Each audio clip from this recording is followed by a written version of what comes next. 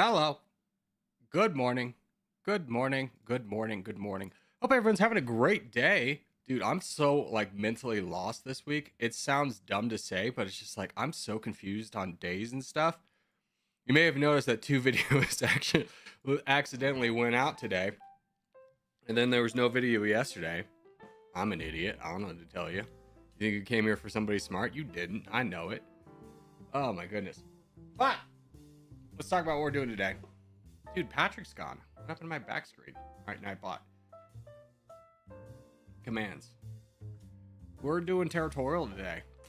We're gonna go to 1. We're gonna go from 10. And we're gonna do Territorial. So what I figure we'll do is hit the contest as a team. We're gonna practice together for the first until the first contest, and then we'll hit the first contest as a team. After that, we'll start splitting up and going into the lobby to do some stuff like that. Sound good? Hopefully. This is my thing today. What's good? Hey Dodo, Goofy, Flamborn, Gabe, Boom Kitty Fan, and Abagalula. Abagalula, you're early.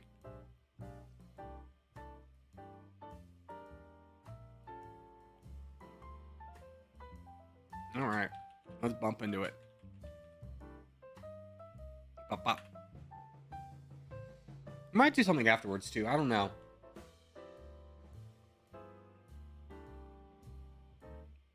I'm kind of feeling like more Crusader Kings. I have the mod all set up to do stuff. But yeah. Teams. Let's do Middle East. Yeah, I've been 1v1ing for an hour now. Wow, dude. All right, I'm popping in. Yes, I have also come here for Territorial. Yeah, I knew it, man. I knew you. I knew who you were as a person. We want the civil command back? No, you don't. No need for that. You're just being silly. I'm gonna go here. Remember, Skeleton Crew, this hinges on us playing together. We don't got like the radical style to go freely throughout the world. This is Skeleton Crew time. You gotta play together. You gotta think smart. You can't just attack everyone you see immediately. You gotta build up. You gotta build up to your red interest.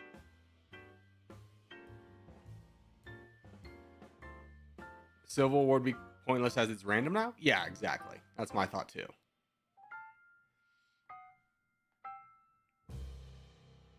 Plus, it never actually dissuaded anyone from asking when we were doing Civil Wars. So it's just like, all right, like, I've learned there's a lot you could tell someone there's a command for this 1,000 times. They're still gonna ask the question 1,000,000 times. You could. What's crazy about streaming is you could directly call out someone by their name and be like, "Here's the answer to what you have asked," and you will get that question 2 seconds later and be like, "Brother, how could you ask a question and not listen for the answer?" Like it's a 3-second delay on probably each end. So all I'm asking for is 6 seconds of your attention, and you cannot give that to me. Like, what's going on here? It's just people's attention span in streaming, man. It's wild. They're so busy typing the question again because they assume you didn't hear it. You would never answer it, so they better ask it again. And it's just like, if you had such little faith in me answering your question, why did you ever ask it? How many countries in domination you got left? Let's see. There's like 200 in the world. We've done about 70, so about 130 left, I think. Plus, we gotta go back and redo some that we did like in a mod or something. Like we have to go back and do Ukraine and Japan. A lot to do. It's gonna be a while. Please say my name. Your name is Crash. Hello. I've spoken your name. The curse is undone. Or the curse is redone. I don't know. Either or. Is this a Rumpelstiltskin type of question here? Type of request? Alright, DJ. You know I'm going with my troops as soon as I get up to red interest, right? No, you dropped, you monster! You monster! Dude, that sucks. There goes our hero. Watch him as he goes. We're gonna need another hero. That's either you or Cheese, Blaine or Cheese. It's up to you guys. Abba's off in the distance. Blaine's gonna be our hero. It sucks having this guy just hanging out back here, though. I'll tell you that.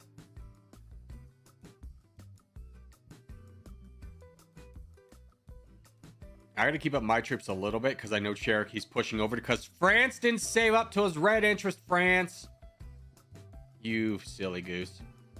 No, don't full send, guy. I was literally gonna come to your defense and you blocked me off.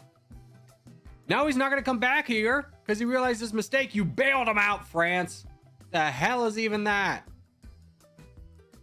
Ugh. Just not going well for us. Swoosh is left. Holy cow. Nephros is here. Where'd you come from? You been there the whole time? France, I desperately need you to stop attacking and save up to your red interest to donate.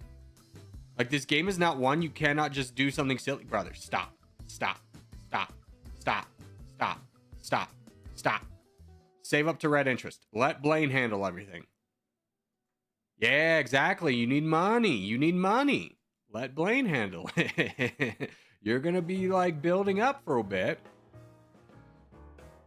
Blaine, bud, you got to fight somebody. You're the guy. You got to fight anybody. You're way above your red interest. Come on. Let's go. Do something. There we go.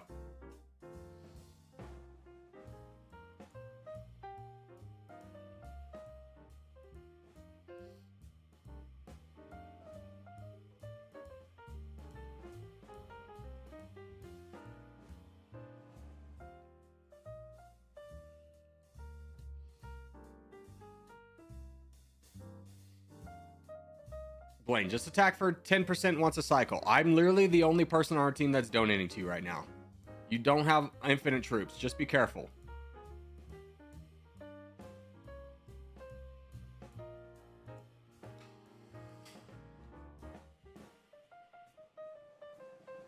Is it better if I just don't join the first game? I mean, it's better if you don't join the first game, get big, and then drop. That's for sure. I'll give you that.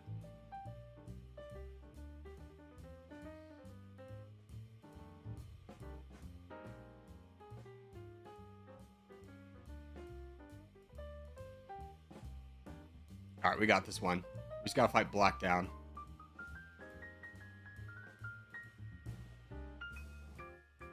Big full send. Counter it. Come on, Blaine. Blaine completely missed the full send in his favor. Now we got Big Green. Probably gonna fight this guy as well. Nephros got in the way of Germany. Not looking good here, boys. Yep. Hopefully Germany donates. Or goes up here and helps fight. Right now he's not doing anything.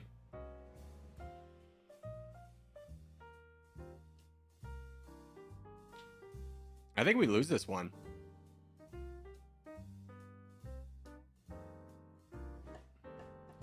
I would try to win, but always cut off by teammates. Freaking donate. All right, let's talk about this one. This is awful. Okay, there's a few things that happen here that outside of DJ dropping, which sucks, that we can do better.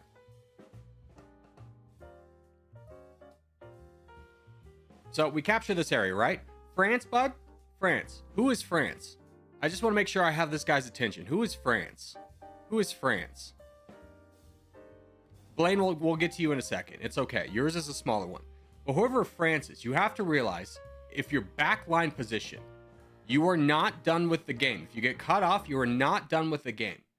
You should not donate until you get to red interest, which is where the numbers turn red.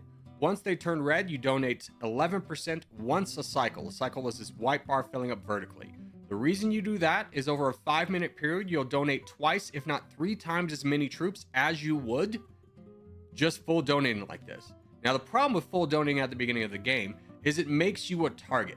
This guy was going to hard push in here to get to France, which then takes me off the ability to just freely donate because I have to be ready to fight against Cherokee, right? This is a good move over here. Good teamwork by Cheese and Blaine getting through this. That was great. Blaine's getting up there. He's getting attacked by Cherokee. This full send was devastating because right before this, I had an avenue to get out and help. So there's no point in full sending here while I had a border. This blocked me from being able to help this guy.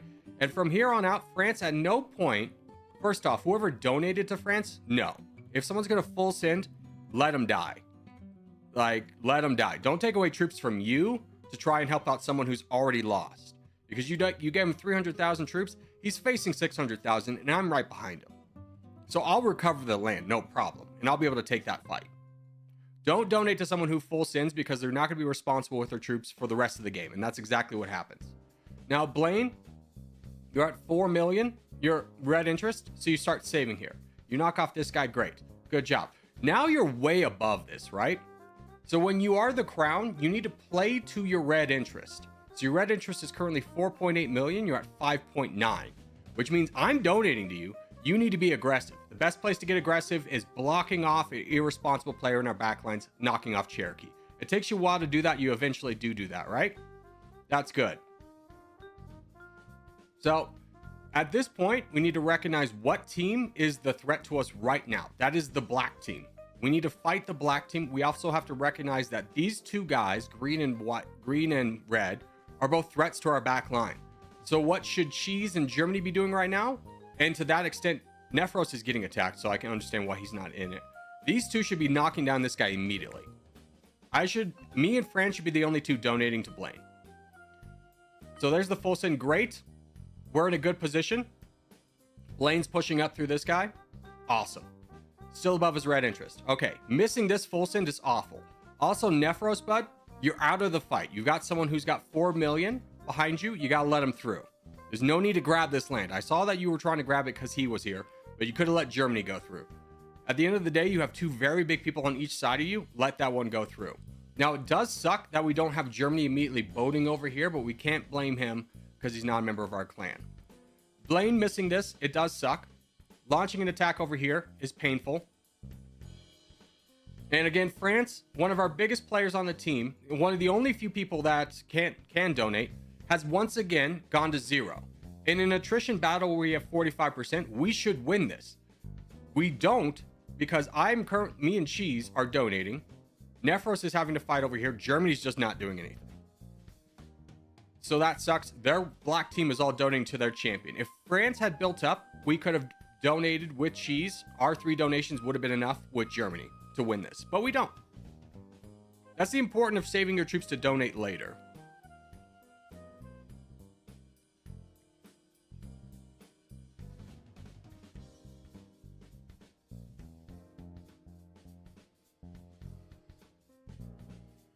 Dollar loss is on me. Yeah, I wouldn't say it's on you. You dropped. It's okay. We'll do Caucasia.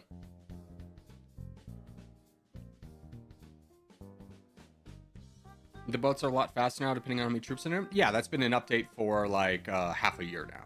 So that one's not new. Okay, I won't crash in this game. It's completely fine now. Thank you.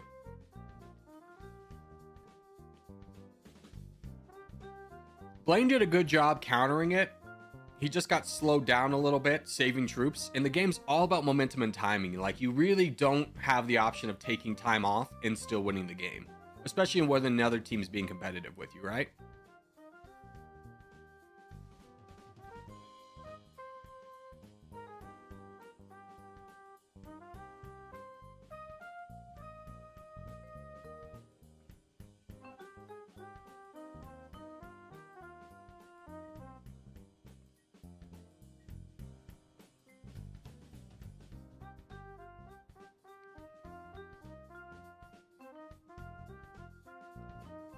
Alright, so we got some threats around us on the white team.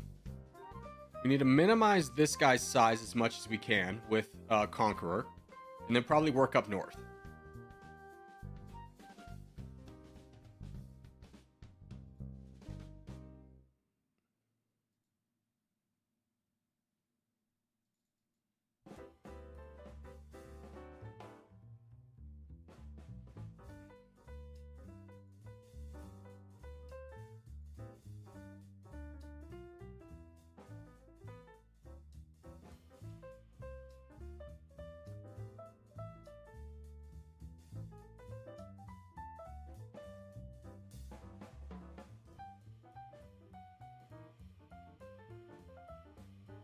Yeah, I understand that's what we're going after. I'm just taking out my target first. Yeah. There we go. Big ups to us. And we have a quarter and 45% a minute into the game. Great news. I'd love to be able to push over to these guys. I don't know how wise it is to put pressure on. Remember, guys, don't donate. Save up to red interest. Red Army, save up to red interest. Don't be donating. I don't want to see a single person donating yet. No one's at red interest.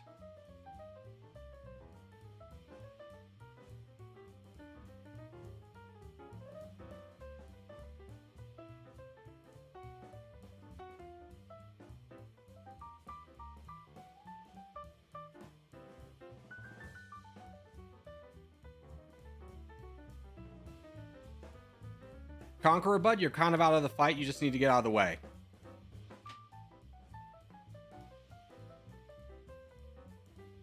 We don't want to open up a line to our back lines, which you're just, if you're under 1 million, you're really not equipped to fight the front line.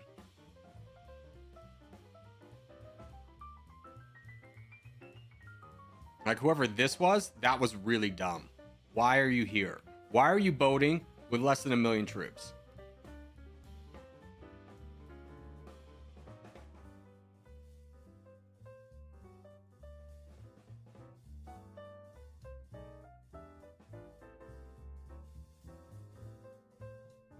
All right, that should be enough for Van Cadis to take over that area. Looks like we're winning over here. Good.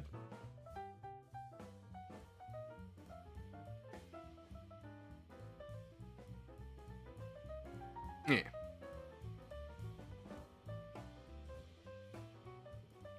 You opening stream early today?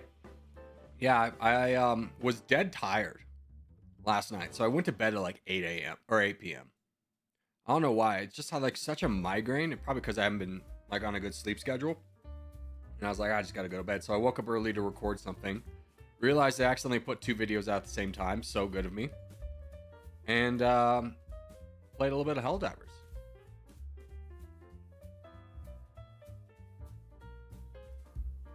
Is role-playing in Territorial alright? As long as it doesn't interfere with the team's efforts, that's fine. And also never in a contest. Don't role-play in a contest. Like, we need everybody playing their best in a contest to make sure we win that. But outside of that, it's fine as long, once again, as long as you're not blocking people. Like, if your role-play is, I'm gonna be the idiot who boats over here to block our crown, that's not good. That's incompatible role-play with our strategy. Contest in 2 minutes? Alright. Let's go ahead and peace out, boys. Let's call for peace. Vote for peace. Vote for peace. Good, good, good. All right, let's get ready for contest. We can wait out 2 minutes. I fall asleep at 9 p.m. your time. Yeah, I completely understand that. I stay up a little bit later. Like, I typically don't start recording until like 11 p.m. Because after stream, I'm just mentally wiped for a little bit, so I recover. And by the time I'd be ready to play again, let's say at like 3 or 4, most of the Territorial lobby's dead. So I wait till 11 to get a few more players in there and a little bit better games. I record till about 1 or 2, and then go to bed. How we doing today, boys? Good, Van Cadis, how are you?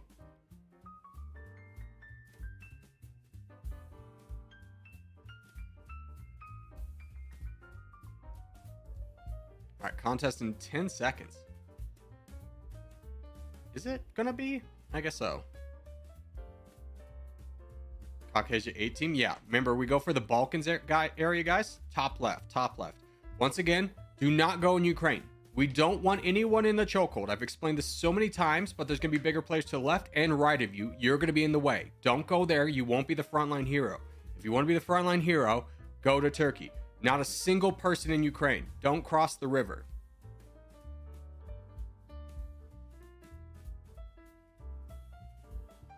I'm up at 8 a.m. and typically stay awake until 3 a.m. Healthy schedule. Yeah. That seems like a good 4 hours of sleep every night. That's awesome for you.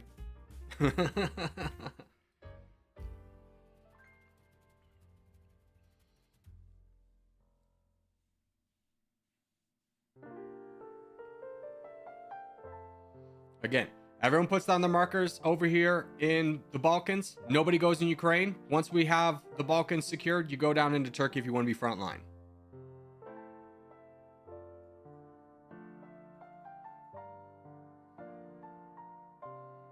Get out of there. Get out of the chokehold. This left side of the river. Left side of the river. Get out of there. Gabe, get out of there. Azrael, get out of there. Kay, get out of there. Chuckles, get out of there. Guys, get out of there. There's no point in being there. You're actively working against our team strategy when you're there.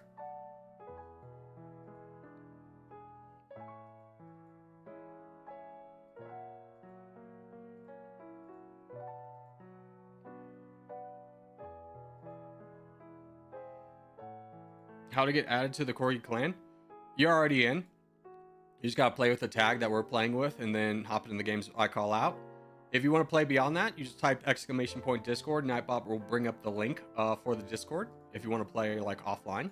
It's a bunch of good guys who play pretty frequently, who are also willing to teach you the game if you're new.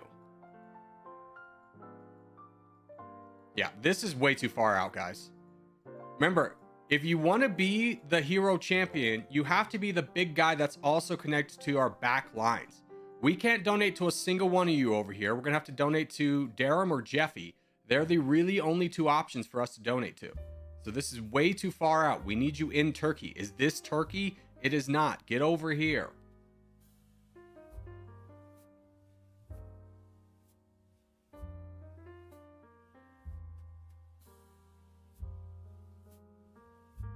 Cheese, you're going to take out this guy, right? Good job, Cheese. Good job. We have some good border awareness.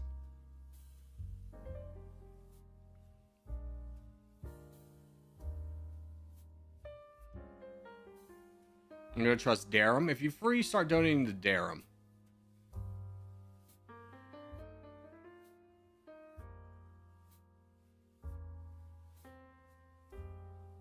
Darum, we need you to start pushing down to the crown. Jeffy, let's try not to block Darum so you can get support. Tell him he's got to go down just so he makes sure he knows. We need you to fight this guy. That's your target.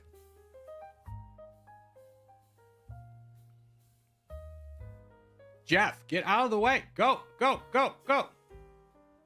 Go, Darum. Go, go, go, go, go. Good job.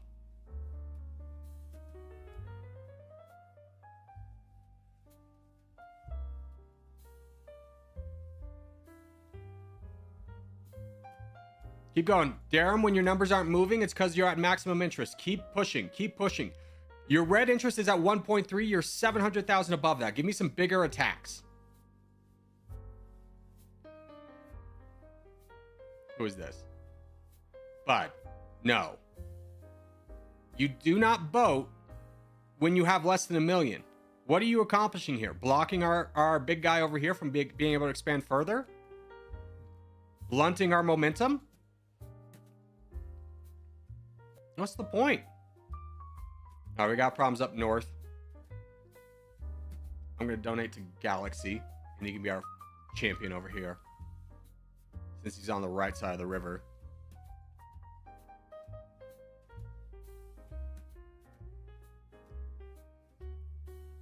All right, we're good over there. All right, donate to Aziz. Now, you may be thinking, Corgi said specifically not to go here. It hinders the team, but yet here is Aziz, nice and big. Well, Aziz is playing in the Discord, having about 10 guys donate to him. So know that you can't replicate what he's doing because you don't have 10 guys donating to you. You'll notice we had like 12 guys over here at one point, and there's only 2 left. That's a pretty bad attrition rate.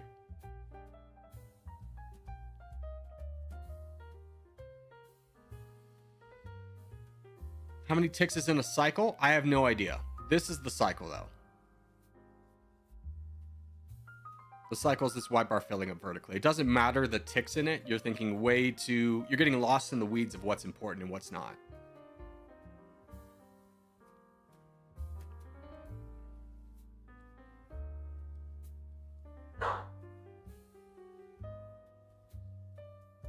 It's 10, though? Well, it's good. That's good to know. I mean...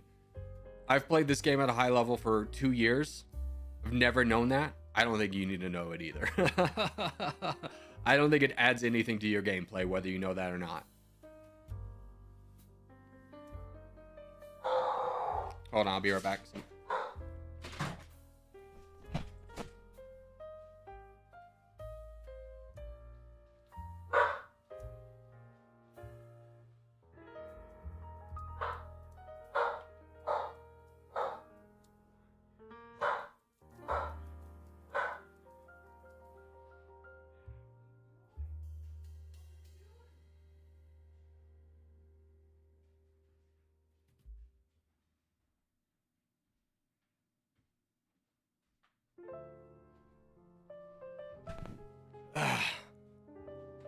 Sorry about that.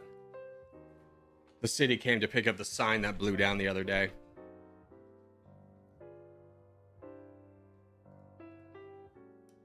And Ranger treats it like an existential threat when someone knocks on the door. My God. Yeah, they were going ham, dude. Well, it's just Ranger. Hobbs barks. When Hobbs barks, you can barely really notice it. He goes, "Arr, arr, arr." It's Ranger who just looks like screaming. Like, oh my God, everything's awful.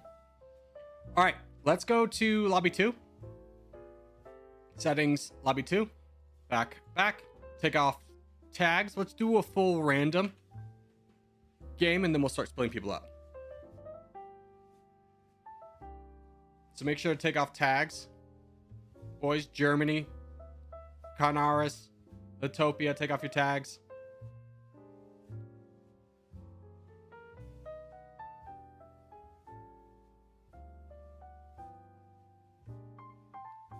Oh, I saw someone with a tag. Red, take off. Red Army, take off your tag. DK, take off your tag.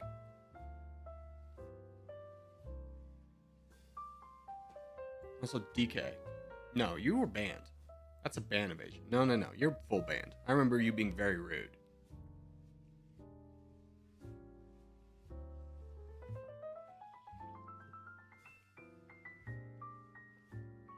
I don't care. And it's not something who's like, oh, he's being rude that day. No, he comes here all the time and is super rude. I don't care if he hasn't done anything today. Alrighty. We'll do the one after Swamp. How do I switch to lobby 2? You go to game menu, settings, lobby 2. Make sure there's the green dot next to it. Back, multiplayer. How does he know? I mean, I have a very, here's the crazy thing. If I met you face to face, I would never remember your actual name. I'd be so confused if we met or not. But here, when I have a text in front of me, I'm such a visual person. Like, oh my gosh, I will remember. You cannot ban evade. Let's do the world. You cannot ban evade. Now, let me rephrase that. Some people do, because some people it's just like, all right, I'll give you a second chance. DK's had a few chances. Yo, Luhansky, you in on this lobby 2 action here, bro?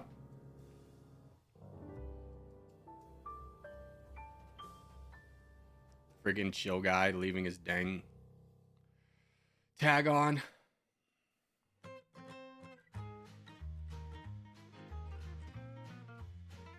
Where's green team going? Green team, put down your marker somewhere. Come on, boys. Don't wait for me. I gotta be the last one to do it. Otherwise, I'll compromise our position.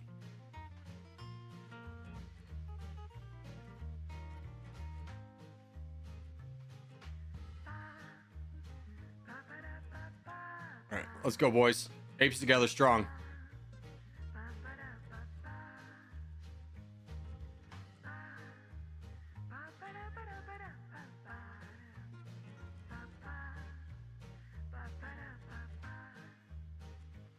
We have a team-wise pretty good position as long as everyone on our team plays well. It's definitely one of those things where, like, if we have people slacking, our team gets compromised real quick.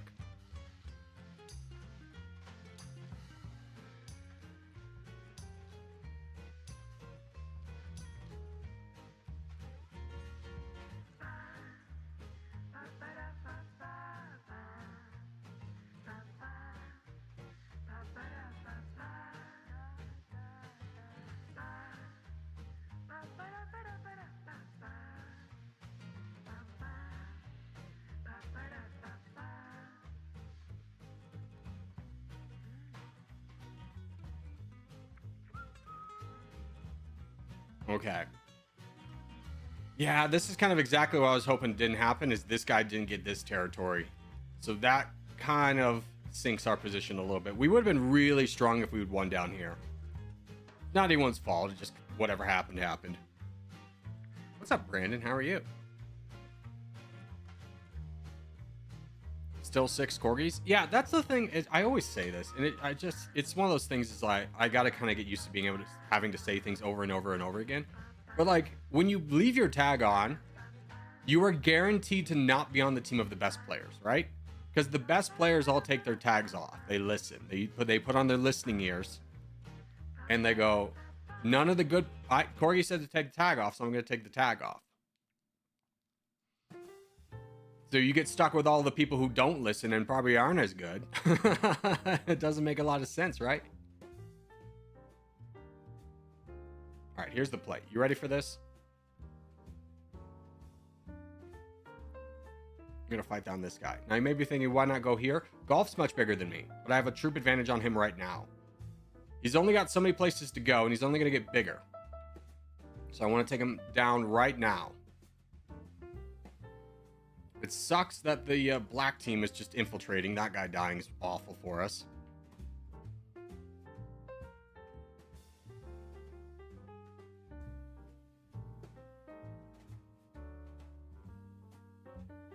Why are you fighting me, guy? I'm your literally only friend here.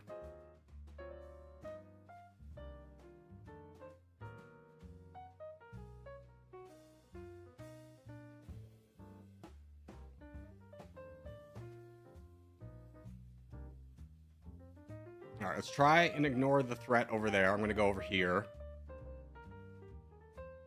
Try and help out Forrester. Yeah, Forrester, I see it. We're just stuck in a bad situation is all.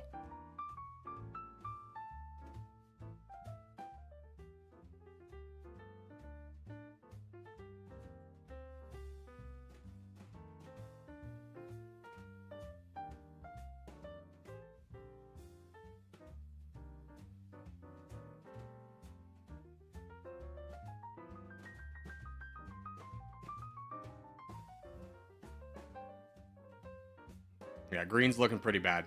We gotta fight red. We all gotta fight red together. I hope everyone sees that. No. Look over to the left side of the board.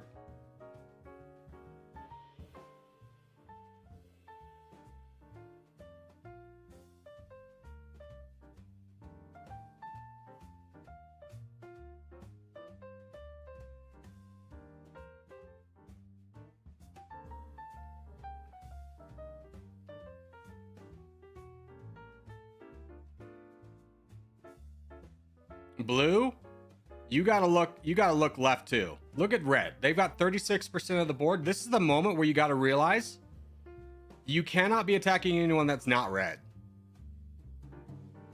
Especially while white was fighting red. That's wild.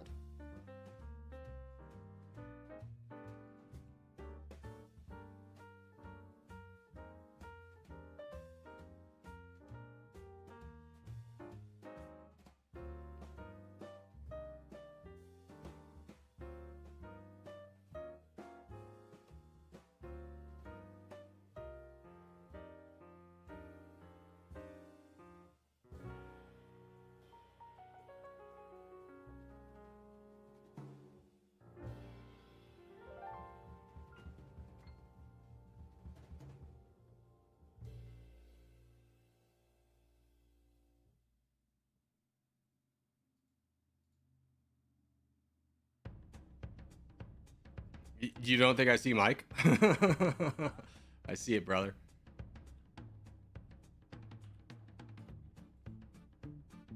Oh, I was trying to get that boat. The B button didn't work.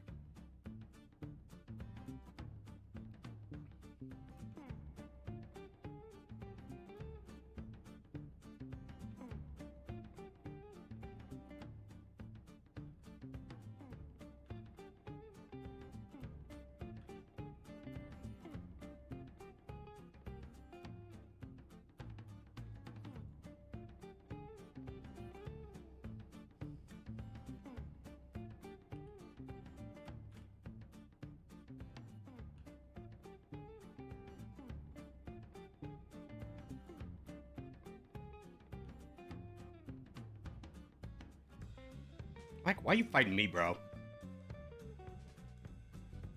Just hard stuck on me.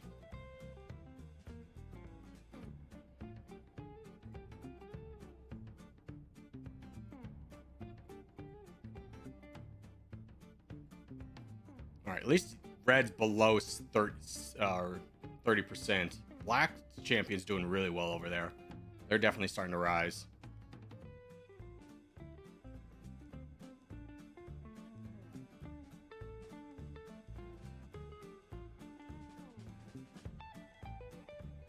Giving me a thumbs down, brother. You have signaled to me that you will not peace out with me even if I stop attacking you. What incentive do I have to work with you? No, it's way too late for that.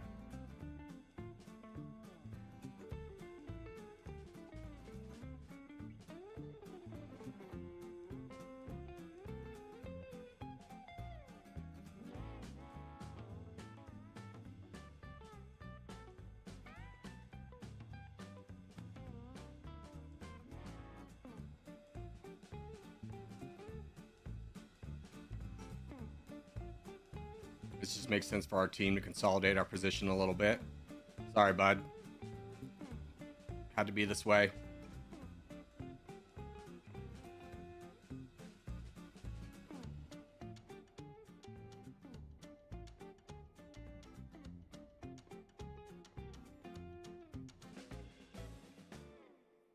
You played a good game. You just happen to be a good target.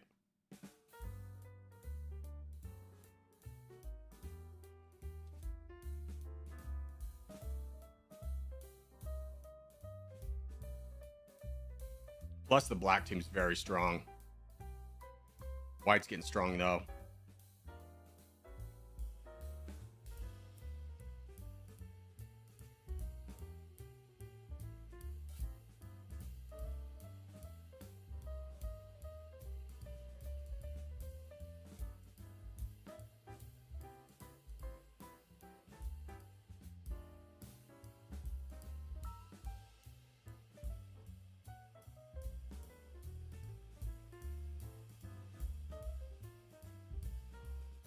God, that just strengthened our position. I know the reason I'm not attacking Vancadius right now is because I know he's been fighting over there. So why fight someone who's fighting the crown?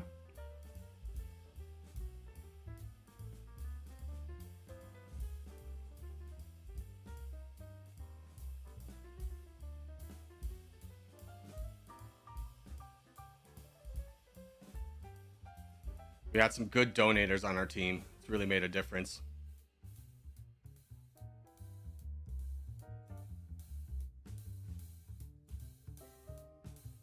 Yeah, I see cornbread.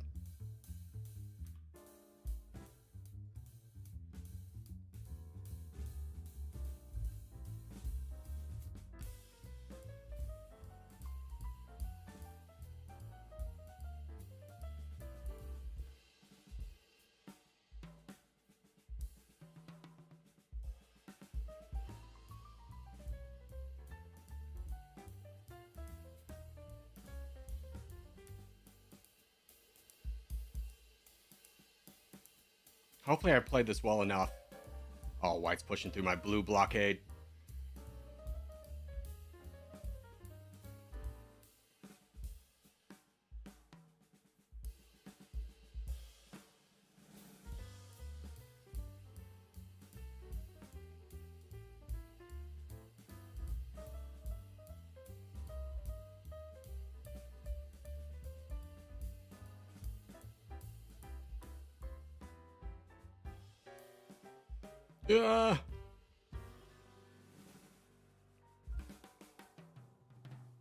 We fight the big guy, we ignore the small guy.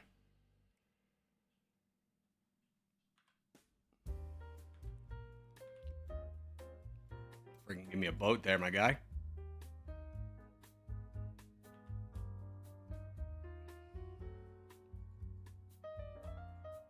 Okay. Nope.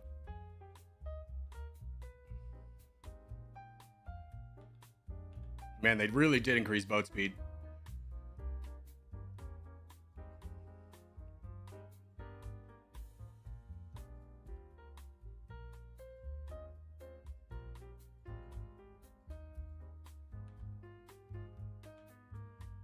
Oh my gosh. I'm struggling with the boats. They're so much faster now. Whoever is saying they... Bud, look down south. Look down south.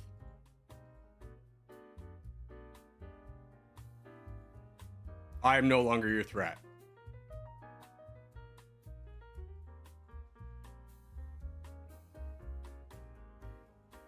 You basically have zero time to even look at what's going on. Boys, I'm being straightforward with you. If you're not looking at red right now, you're not paying attention. Look at red. Look at red.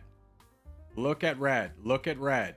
Look at red. Look at red. There we go. Someone's boating into him.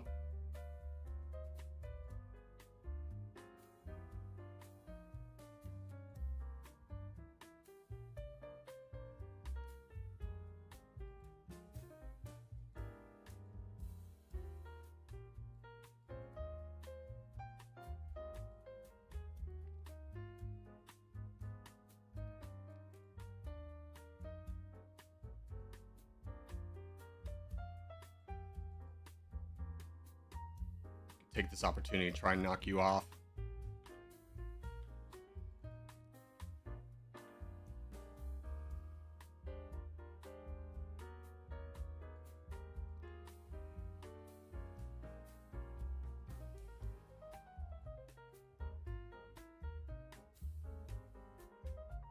Fight our battle here.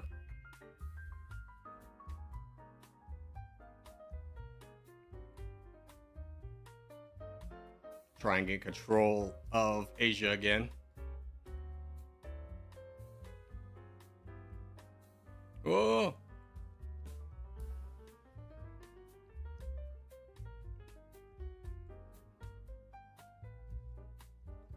Now's the point. I think people should start looking at me again.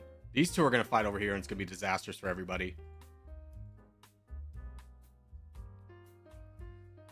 Whoever wins that's going to be a real threat.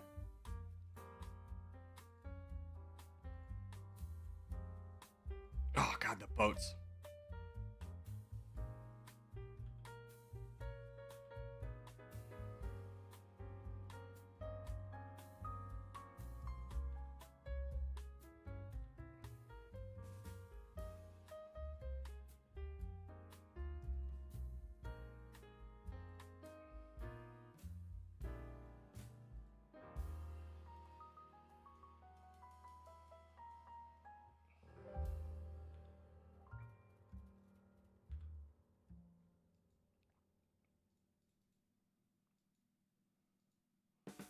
Boats are so hard in this game.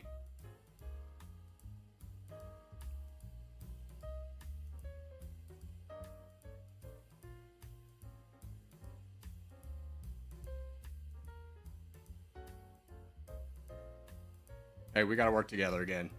We gotta work together again. This is what separates the good players from the bad, is the ability to let bygones be bygones. You fight later, but you fight together when it's both in your self-interest.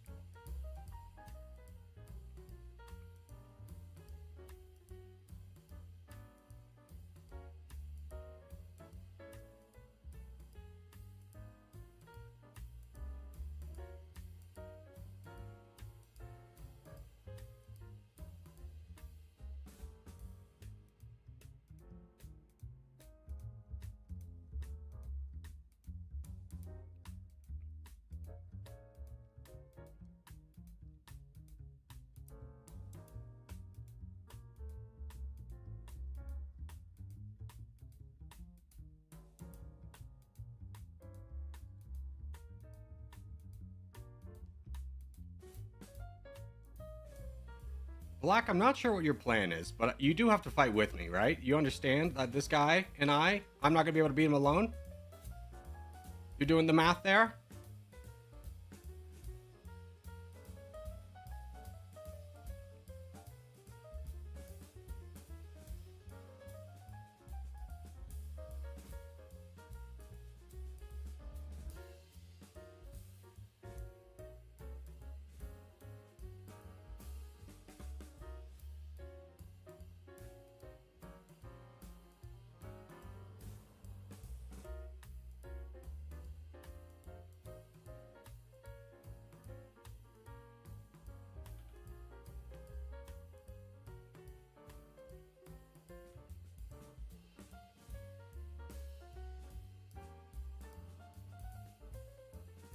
Sorry, Forrester, I tried to protect you.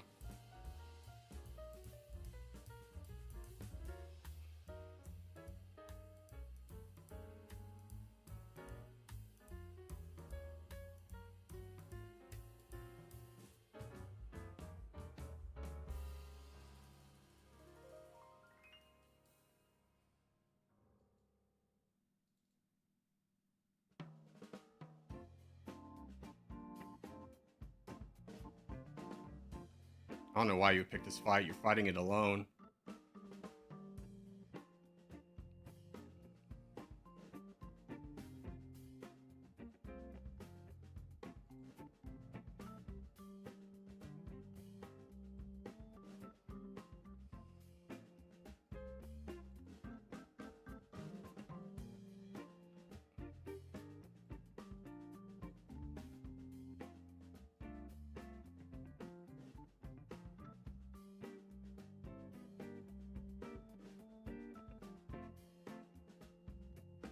God, I'm gonna be honest. Buffing the boat speed this much is stupid. Like, boat it at the end, sure, or buff it at the end, sure. But why are we buffing it now?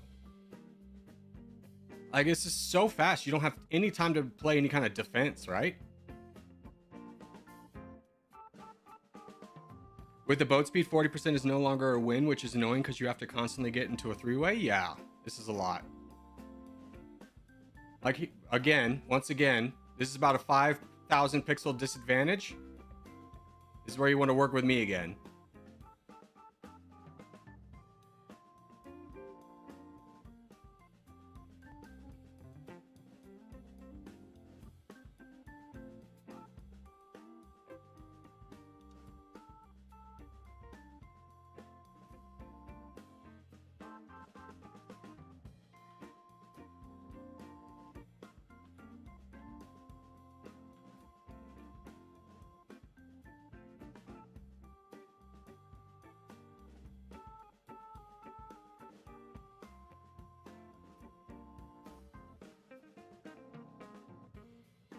Just keep this up.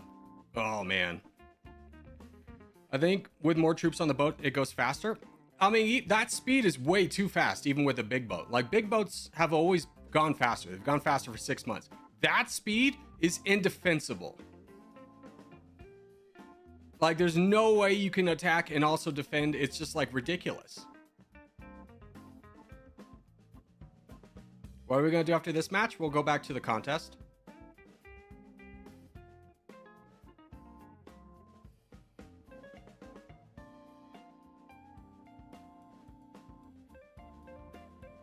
Yeah, of course that was coming.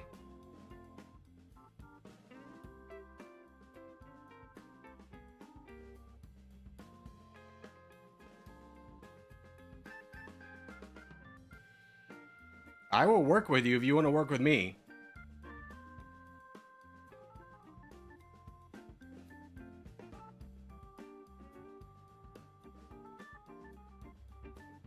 Of course not. All right. Keep attacking the big guy.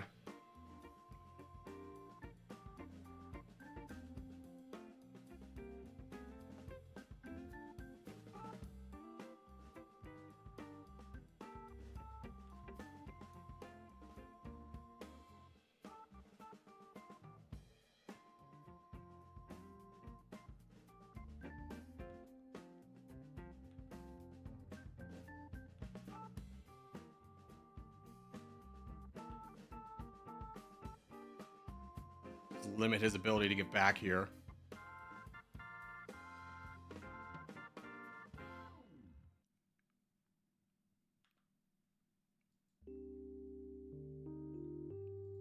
Oh my gosh.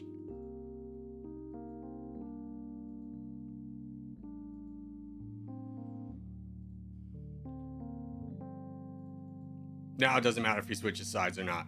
This one's over. Holy cow. Corey, have you done the Sutu and Domination? Yes, I have. I would humbly ask that business boy, you specifically, because you have asked about, I don't know, a dozen times or so if I've done a country.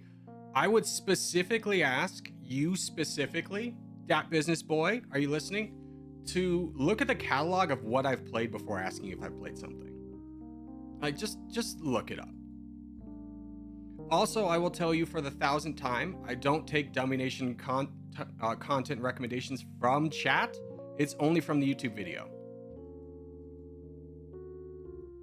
Like, I don't mind if someone asks and they're new, but you have literally asked over a dozen times if I've done specific countries. And I've told you so many times.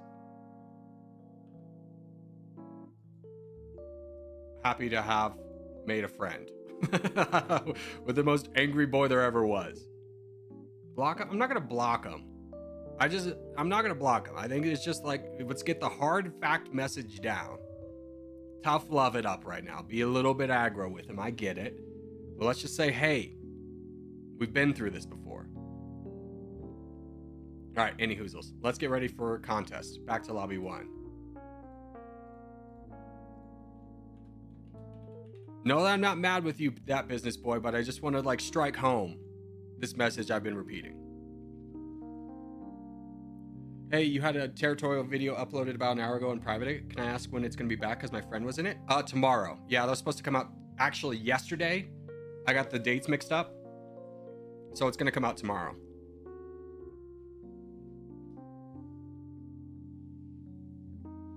Finally caught you live after watching your videos for some time. Well, it's good to have you here. Yeah, make sure you have your tags on, boys. This is a tags on game. And let's do Europe. We'll see if we can get it done in 8 minutes. Or it's going to be like 6 minutes. I think we can get it done in 6 minutes.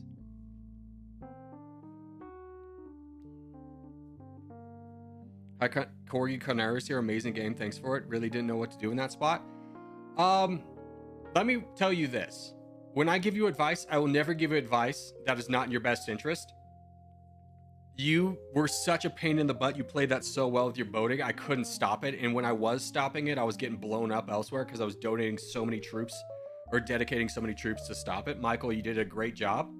You could have played for the win there and turned on me, but I understand that game was just going to be a 3-man fight for forever. Where's the next lobby 2 game? I don't know, man. After the contest?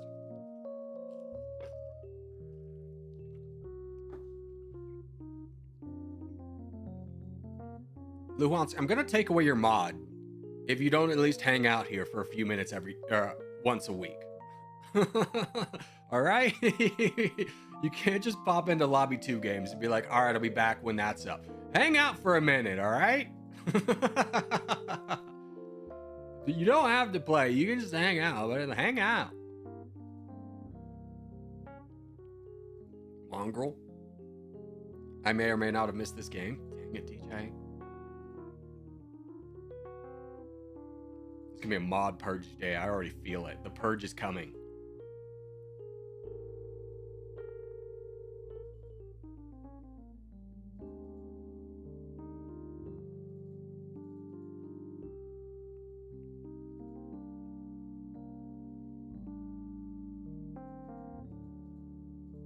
Burns, can you work with me on this guy? I'm gonna go up here. Yeah, that guy's dead. Good. Let's just immediately start working on this guy. Tom! Purge the mods. Member for 19 months. Oh, dude. Tom, how are you? Always good to have you in chat. Participate in the streams. Are you out of your mind, Corgi? Mods? Yeah, don't need to be here. My guy, I've been here for 30 minutes watching the game that I missed by 2 seconds. I'm sorry. I'm sorry. We will do more. Now that Lobby 2 is back. Yeah. Don't get it twisted. I love Lobby 2 games. I'm all for them. Especially now it's back. We're going to be doing a lot more. Fafo, I'm going to be donating to you. I'd recommend if you're free to donate to Fafo as well. He's in Central Europe. Like, what is that? Hungary? Slovakia? No purging me, I'm important. DJ, you have a special place in my heart. How about that?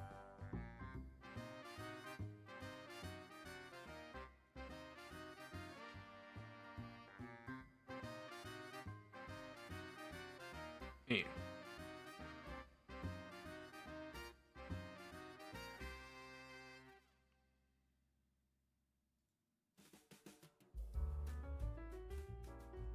I only like the 5-team games as it's just more strategic and fun. I totally get that, bro. I totally get that.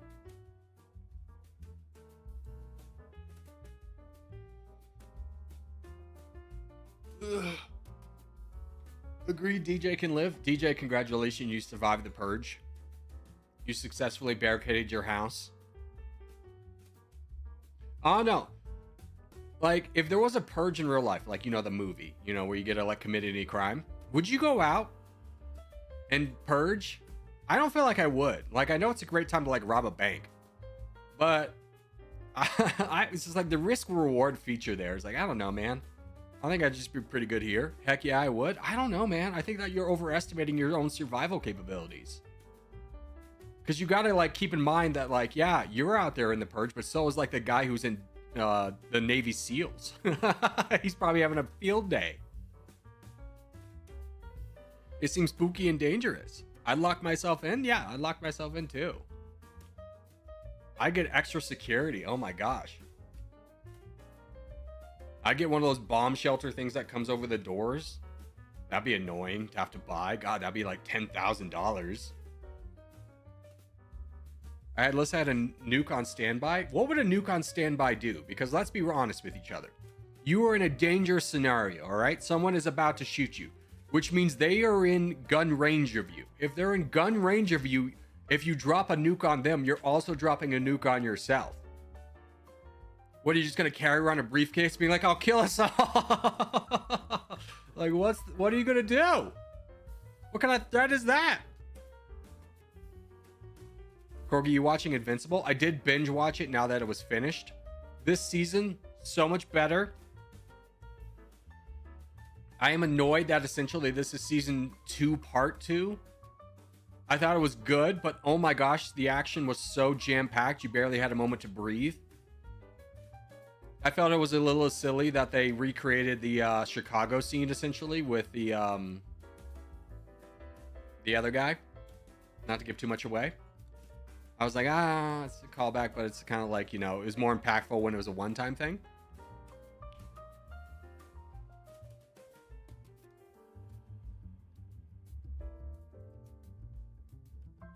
All right, let's get out.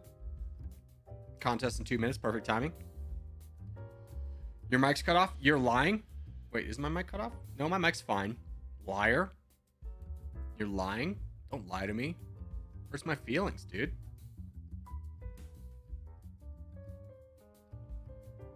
You're a geographer? I mean, not by trade, no. I just happen to know geography. Corgi just got here, so you may have mentioned this, but how many replay requests have you gotten so far? I've gotten like 6. I need to like say this. You got to give me the hyperlink, guys. Like, you just paste it in the message. People are pasting it in like a Word document. Just paste it in the email. I wrote back to everyone. It's like, I need this, and then they don't send it. So 0. One person sent me a meme one. The only one I've been able to open ended in 2 seconds. And I was like, thanks for that. I would love if more people sent replays. No, not South America. I'm sorry. It's South America. Remember, we go top, boys. Remember, this is a 4-team game. We don't want to be in the middle where every team only has us to attack. We want to just take the very north.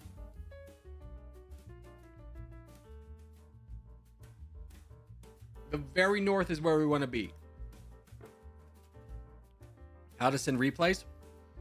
At the end of the game, where you hit exit out, where there's like, instead of exiting out, you hit more. When you hit more, there's a box to hit for replay. I'll show it at the end of this. At the end of this game. 100 corgis in the lobby's crazy. I feel like we're getting botted. I feel like we're getting botted. I can't remember the last time we legitimately had 100 people, so I think we're getting botted. So let's be very cautious knowing that we're getting botted. Let's not spread out. Let's make sure we just get the top. Stick together. I definitely think we're getting botted right now. Get up here. Get up here. Don't go draw a line across. Get up here. Get very north.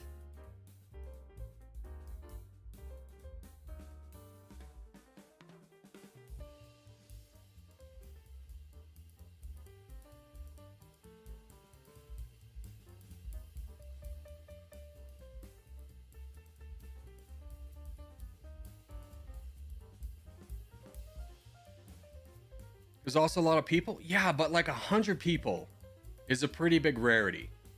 I mean, we could legitimately have 100 people, in which case, wowzers.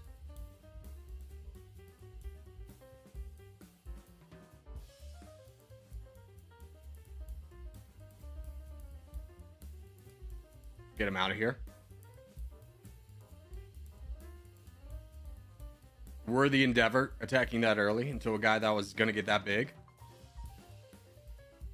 Is this a player? Did we get botted? I don't think we did.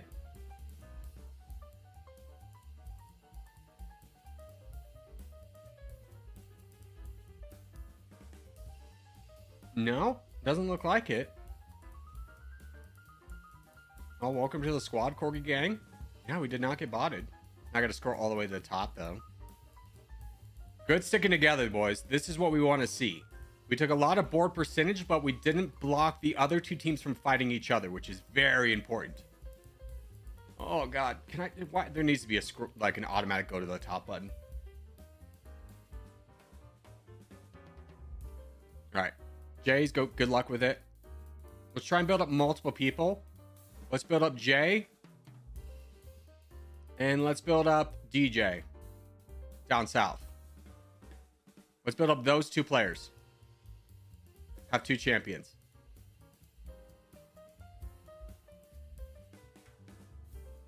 Looks legit. Yeah, I didn't see any... Unless someone's really using a sophisticated, like, code block thing. Or, not code, script. I didn't see any fakes.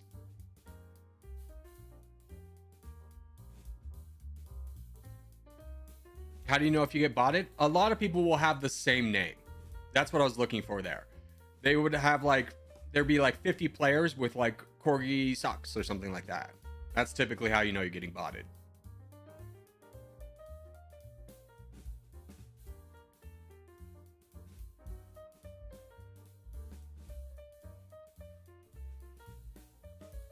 There's more Corgis than Viltrumites.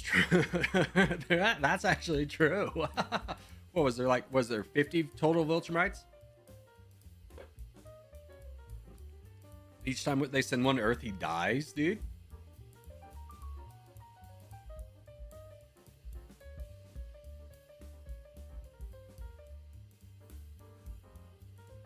Less than 50? Yeah. Oh, Conquest was that guy's name. Yeah, Conquest. The fight with Conquest felt a little rushed. Like, the thing I've always kind of appreciated about Invincible is dealing with the emotional weight of, like, accidentally killing people or not being able to save someone.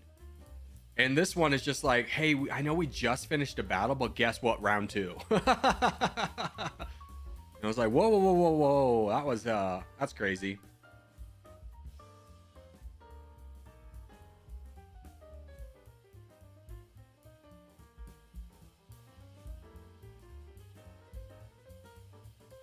Good job, boys.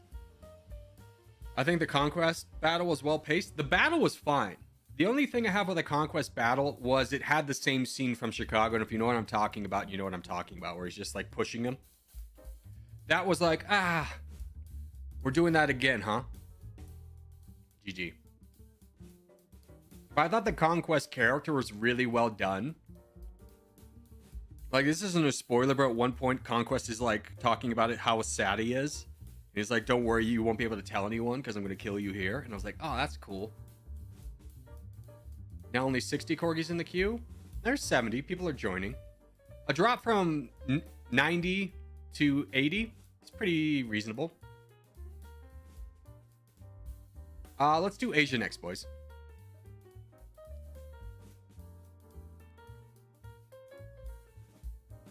But yeah, I did kind of fall off the Invincible bandwagon. Season 3 kind of brought me back. I was like, all right, I'm back in. All right, let's go.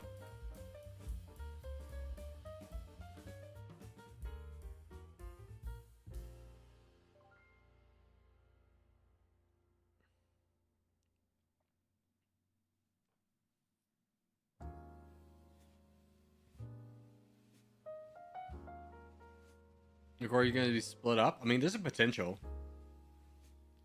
179 players? No, we'd be all on the same team.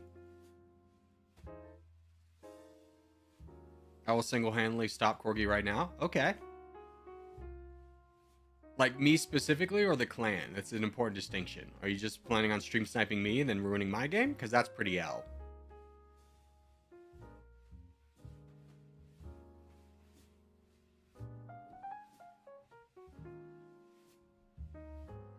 Buddy, you gotta commit to that. Come on. A stream snipe, you gotta commit to it.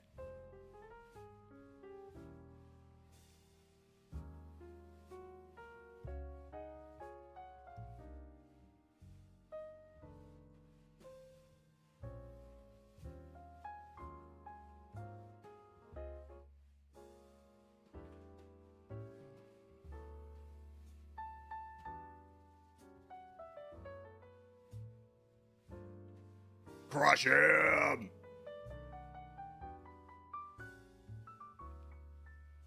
Me miss another game? I would never. No, not you, DJ. You're so good with those.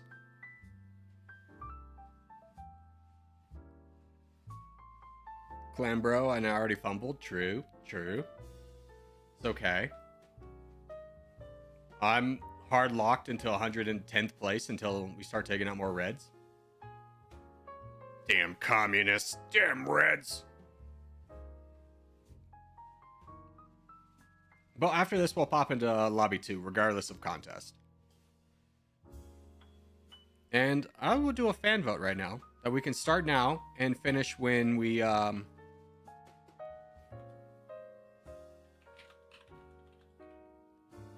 when we get to lobby 2. What do in lobby 2? Question mark. The options are FFA or team battle. Start poll.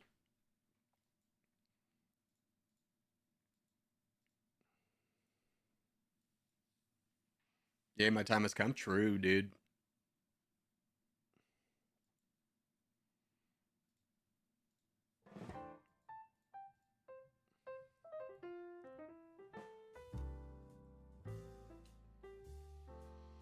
What does FFA mean? Free for all.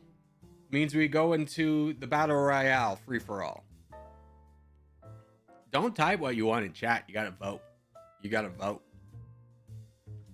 And we'll give everyone a few minutes outside of the contest or this game because I know a lot of people are still playing.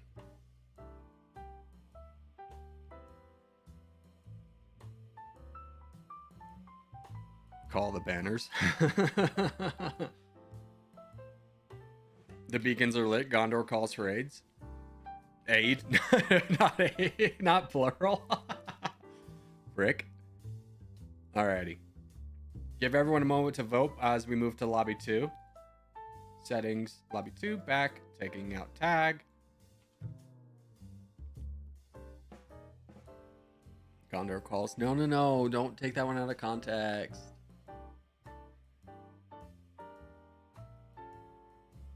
I'll be your bodyguard. Don't be my bodyguard. Let me play on my own. When you spawn next to me, typically people who are like, I'll protect you, end up kind of blunting my ability to do anything. Yeah, so team-wise, y'all be OP. I mean, this is like the first time in 6 months we've had 100 people. It's a little bit much. I get that.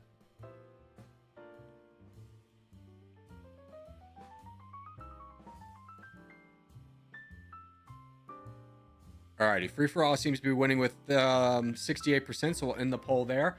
Everyone jump over to a battle royale. We're going to battle royale lobby.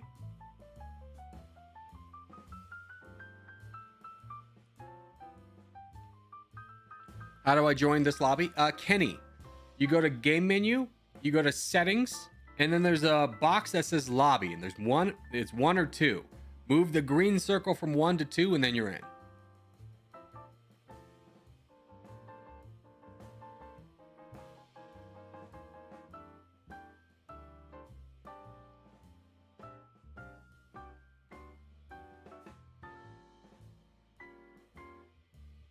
All right.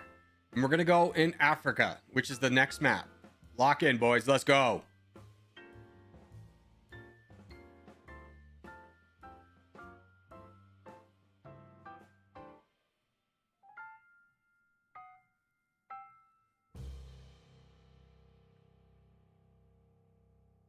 We had 5. Oh, gosh. We missed 2 people. Oh, well. Remember, play it as a free-for-all. Play it as a free-for-all. Only team with people if it makes sense to you. Makes sense for your position to win the game. I don't want to see anyone playing for second place.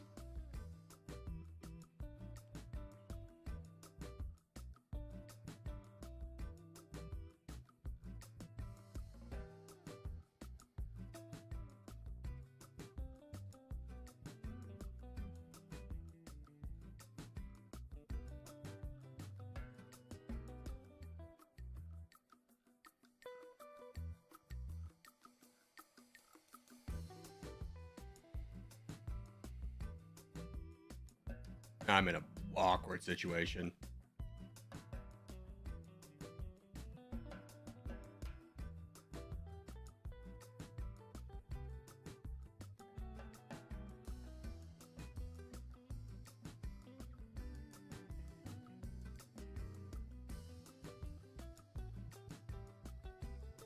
See, that's cringe.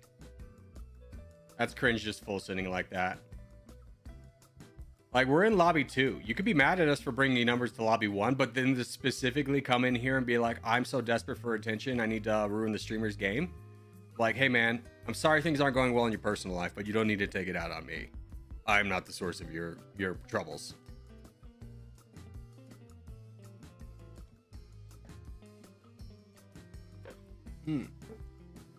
Where's Void? He's right there. Frick. No one's really got control over anything. This is going to be an interesting game. There's no one who's just like, oh, he's going to die. We have 73 people left, and I don't really see anyone in a weak position where I'm going, they're dead. This is a lobby of champions. What the hell? This is so anti-territorial. Usually you can count on a few people dying off quickly. Everyone's saving the red interest. This is scary. This is very scary. I'm in 51. So, like, when you're talking about people who are going to get munched, your boy's definitely going to be one of them. There's one guy down. And I see the second one about to come.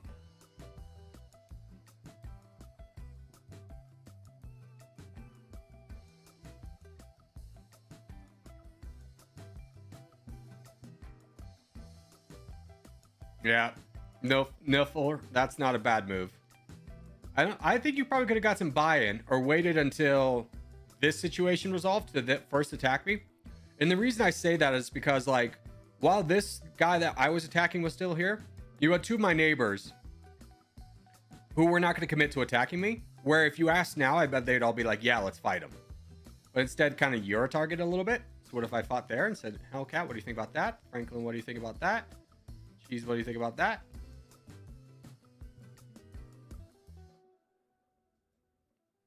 No, Ottoman, come on. I know you want to, like, peace with the streamer, and it makes a lot more sense to attack me here, right? Like, don't be afraid of attacking me. If it makes sense, I'll never be mad at someone attacking me. You should attack me right now. Actually, that's a good move to get involved in that. But you should be looking to attack me. I'm the weakest one of your neighbors. There's no reason not to. If I get strong enough, I will fight you. Don't get it twisted. We will not be besties.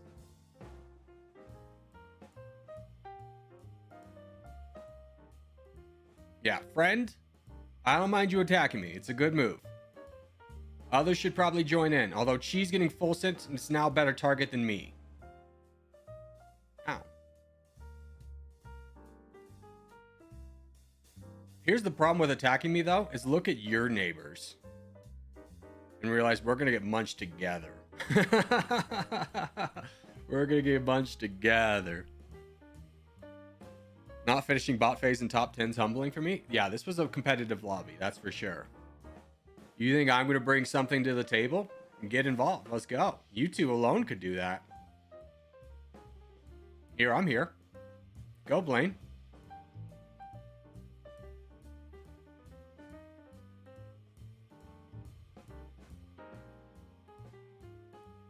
See, I told you, Ottoman, you should have taken me out when you had the chance. Yeah. I'm squished. I got squished too. But I'm happy to be squished early on because I like to be able to comment on the game. Where if I'm in the game, it's kind of like I I get a little bit focused on what I'm doing. But this is very competitive. 4 minutes in, 37 players remain. You will not find a territorial lobby like this. This is very competitive. Love to see it.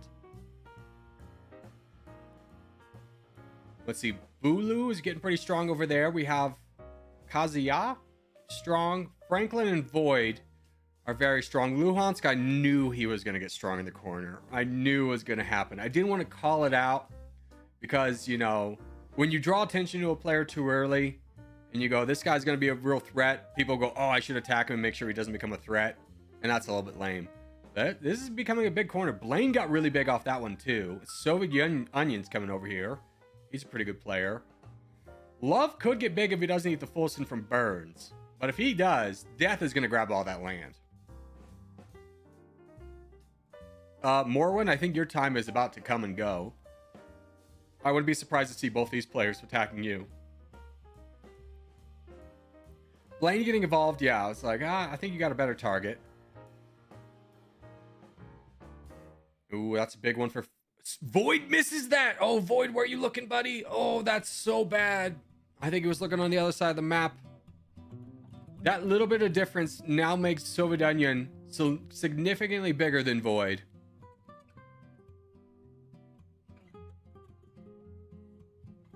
This guy's not full sending, which is good for Love. There's the full send. Death is on it. Big ouch. Don't attack into it. You're just wasting your own troops. It's not worth the land. It's not worth becoming a target yourself. And you can see people are already jumping on that. Death is probably going to want to jump on that too. Who is this guy? Yeah, you're next, bud. Blaine is working with Luhansk, which there's a track record of how well that works out for people who do that. Luhansk is nice and big in the crown. Kazuya should probably attack Bolson. Like, he's got reason to keep growing. You never want to be stagnant with numbers not moving. Because, yeah, it's a risk to attack and potentially to Fulson, but when you don't, when you're not moving, you're wasting potential. And he's got such good borders that Fulson really didn't hurt him that much. It was a good move to attack. Blaine is now trying to fight Luhansk with Uwu.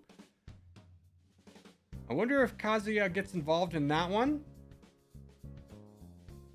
It's an interesting moment to, like, take the crown, but it is always attacking Blaine. Not the worst move. Not the worst move. His potential to get land off Luhansk was always going to be minimum. So attacking Blaine, I don't know if I don't like that.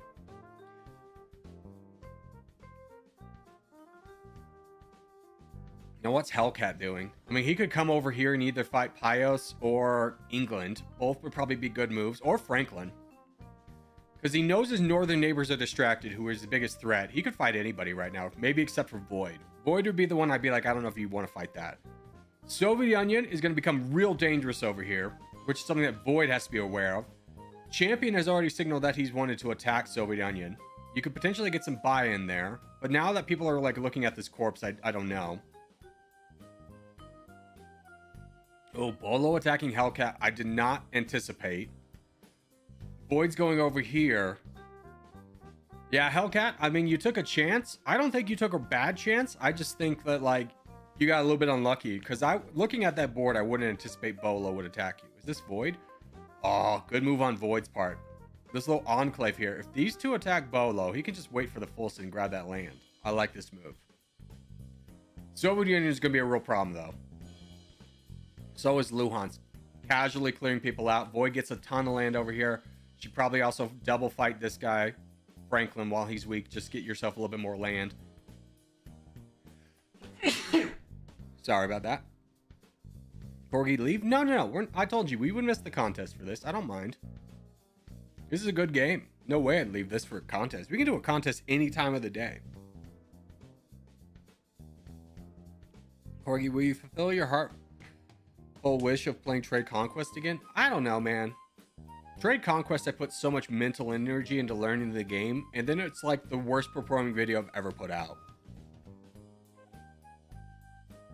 There doesn't seem to be a real audience for it. I think the game works really well at the beginning of the game, but it kind of flounders out in the late game when you become the country's leader. It's just not very clear, not very organized of kind of what you do after that.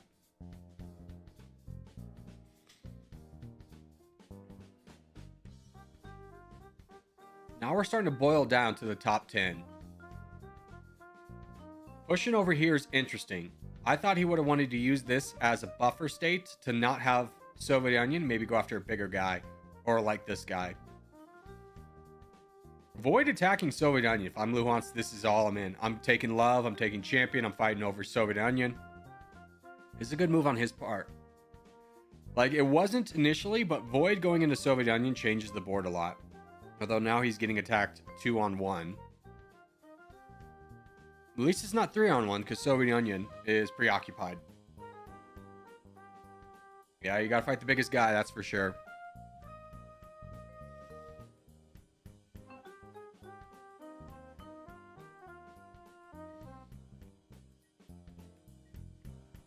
I mean, you don't fully eliminate the threat by knocking out this guy because Pios gets involved.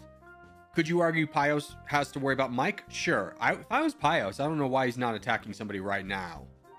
Because you got to see that this Luhansk threat, you're not going to be big enough to deal with it. The board's not pretty enough for you to be able to deal with it. You've got an advantage on both the guys over here. I would fight Mike. This guy's already fighting Void. I would fight Mike. If you get Mike's land, you become a real threat. Whereas you fight Bolo, sure, you grab some land, but you're not going to grab as much between as you would Mike.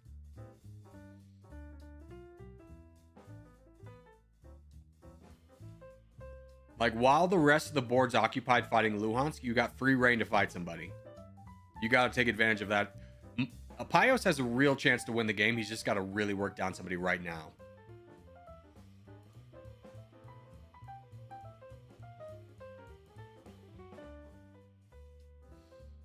Yeah, this is the problem, though, with attacking Boyo, is Void is always going to grab land.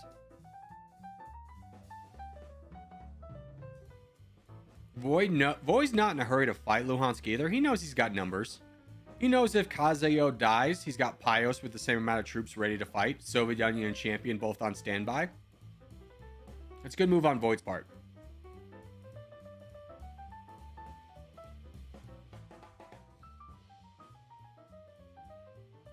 There's the full send. Void gets involved. Nice. If I'm Void, I'm going after Mike too. You don't need to get involved quite yet. I mean, maybe. I don't know. Depends if Champion full sends Luhansk and Soviet Union grabs that land. I think there's time. Mike, I don't know what you did to cast a spell on everyone that no one's willing to attack you. But it's working so well.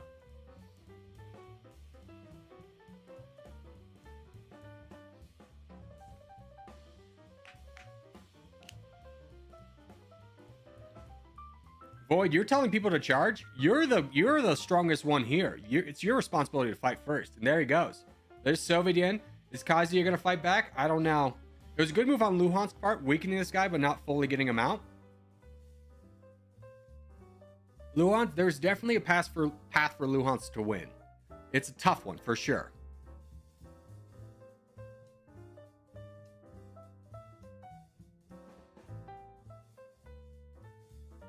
I beg for resolution down here. The game winner could come from here. They just need to fight each other. Pios has the troops. He should fight.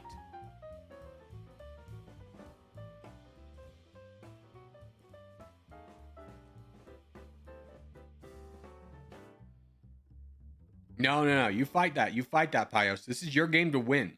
Like, I'll never give you bad advice. This is your game to win. You fight down Mike before everything's resolved up here. You become the power. These guys have just enough to fight Luhansk.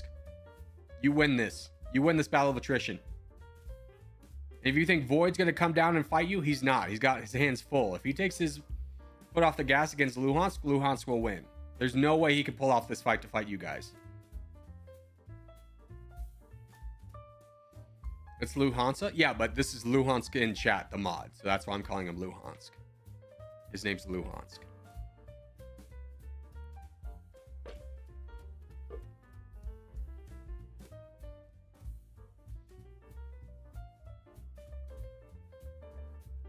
That's a big loss. That red fell. It's still winnable over here.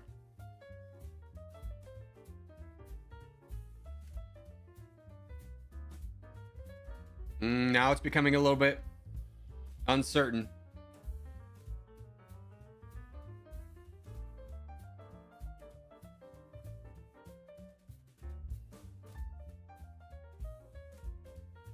I'm rooting for Pios, but I think he delayed too long this move. That was pivotal for him winning. And yeah, it's over. It's over. Luhansk wins. He shouldn't have, but he did it again. Kazaya held off attacks for a long time. If you're ever in this position where there's a big guy here and there's a crown who's fighting, these two are fighting. Noah's the small guy. The only time you're going to get attacked is a desperation attack from the crown to try and get you to get in your head and be like, oh, I can't attack anymore.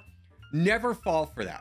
Keep attacking. He can't ever dedicate to fully attacking you unless you over attack. Now at this point though, with Soyunya out of the way, the game is won. Pios, if he had done this move about 2 minutes earlier, could have fought through Kazaya with Soyunya, with the red player, with Void, and beaten Luhansk, and probably won the game.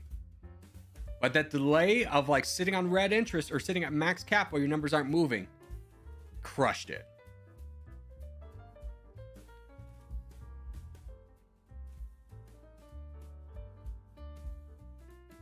Yeah, that's GG. That's GG. Well done, Louis. Well done, Louis.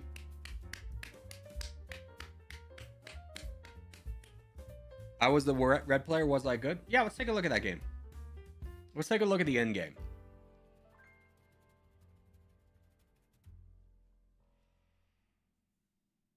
Why you gotta tell him to attack me? It was because it's a winning position. I'm never working against anyone. I'm just telling you the best thing you can do.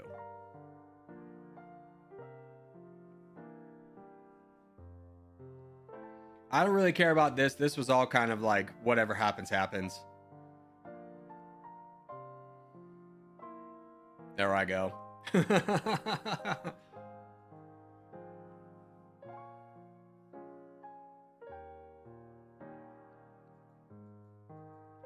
Yeah, it's a good move by Bolo. See, yeah, you get land, but you could join in. There's a moment where you're sitting at red interest. Never sit where or not red interest. Never sit on numbers not moving. It's very rarely ever good. Okay. This is the moment. This is the moment. So for Pios' decision, he's got 5 million troops. He could attack Bolo or he could attack Mike.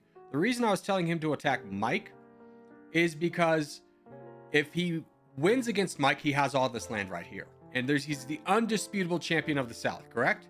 Now let's say Mike full sends him. All right, he gets knocked back a little bit. Bolo gets the land. Where's Bolo gonna go? Is he gonna go against someone who's pretty similar size? Maybe. Or is he gonna push up north with you? It's not a hard thing to argue that Bolo, who's already been attacked by Void, because you can see it right here, would be, if you suggested let's fight Void together, he'd be in. So it's a win-win for Pios right now.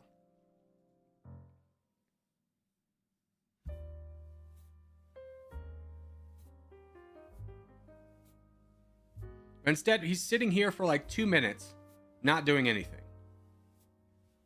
That completely negates his win. Even when Boyo fights Void, his decision is, I'm going to fight over here. You've eliminated one of the 2 threats you have. By drawing this aggro, Bolo could turn around to Mike and say, let's fight this guy together, and it becomes a 2v1. Or if you left Bolo to fight Void, you could grab this land. Now, champion, you're doing good. You're building up. This is the moment, though, where someone's getting about 30%. You got to start fighting him, right?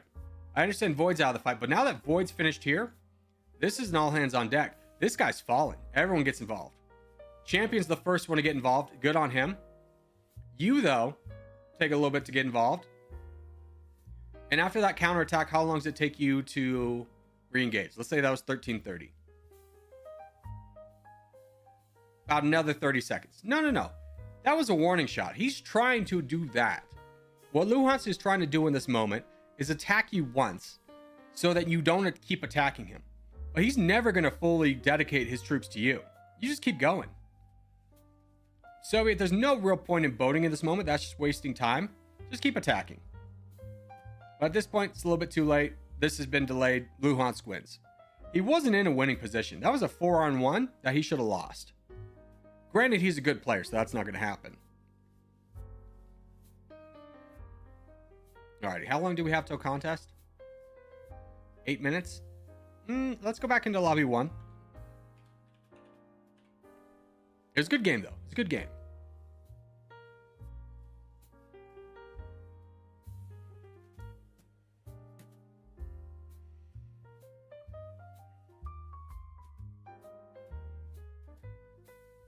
There was an update? Yeah, the boats move way faster now. Let's do...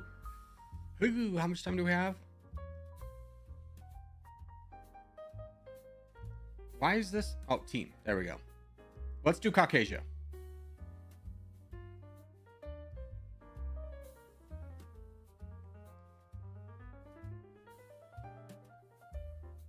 I never lose. Yeah. It's always like so funny to me every time you play. And people are new, so they may not know that like Luhansk plays for the win. He's not going to be like, hey, we're buddy buddies till the end. It's like, we're buddy buddies. He plays a free-for-all correctly. It's like, we're buddy buddies until it no longer serves my interests.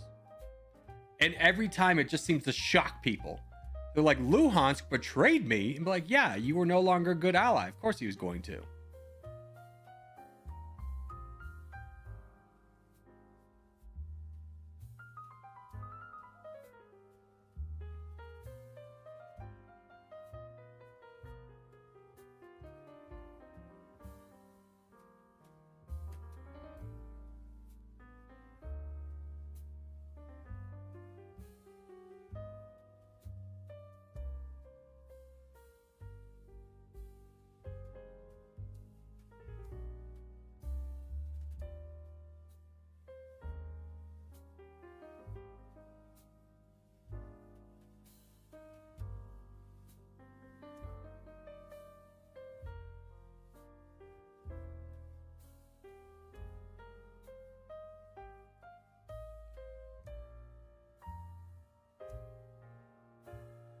Of course, my teammates just literally watching. My brother in Christ, this guy has 1,000 troops. Oh, better get this bot first. Better get this bot first. Dummy. Yeah, he betrayed me the moment my numbers went down. Yeah, that's how you play a free-for-all. And if you're not playing against people like Luhansk, no, or if you haven't played with people like Luhansk, that's exactly how you play it. That's exactly how you're supposed to play free-for-all. Is an ally's only a good ally while it benefits you. You should never be looking at saving someone and be like, well, this guy helped me out. I shouldn't really betray him. No. It's a free-for-all. The moment he's weak, he's a good target, right? So is the Fulson with no repercussions back? Yeah, if you Fulson right before you get red interest at the beginning of the game, you get like 5,000 more troops. There's no real way to counter. I'm gonna get some water real quick.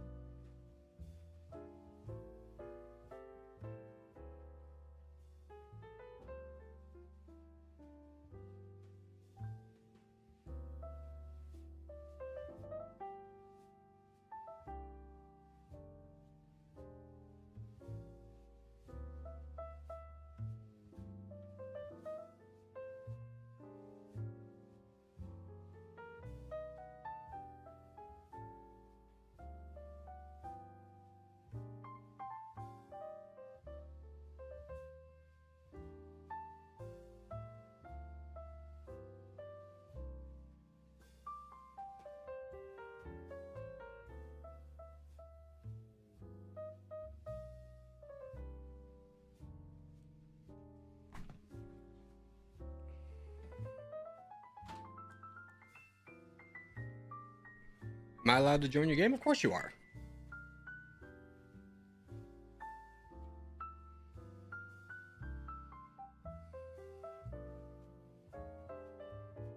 Hey, Abagalula member for 13 months. Big ups. Thank you, brother. Alrighty. We got contest in 4 minutes. Might as well wait this out with a nice little Wordle. That is Nepal. Bada bing, bada boom. I guess the two neighbors. Yeah, I got it. China, India. Two of the most recognizable countries in the world. Ah, gosh. I knew the capital. Start with a K. Jesus Christ, that's Jason Bourne. Is it Kandahar? No, I think that's like freaking Pakistan. What is he doing? I'm cheating. I'm just looking at all the countries. I don't remember. What is it? Kathmandu. Dang it. I knew it was a K. Yeah, Kathmandu. And it's like one of these two. I think it's here. Yeah. Can you guess the flag for Nepal? Hell yeah, bro. That's the coolest flag there ever was. Can you guess a landmark? You're not going to give me Everest? How rude of you. Well, it's not going to be that. Possible. That one's out. This one's out. One of these two. There we go. And that is the... You say a temple. It's not a mosque. It'd be a temple. I think it's Buddhist there. Dang it. The Durbar Square? Could be. All right. Kathmandu. Oh, dude. Kathmandu's right in the name. We just established that was the capital. I've actually never seen downtown Nepal, but that looks pretty sick. Most of the time when you see pictures from Nepal, you won't believe it, but it's of Everest. All right.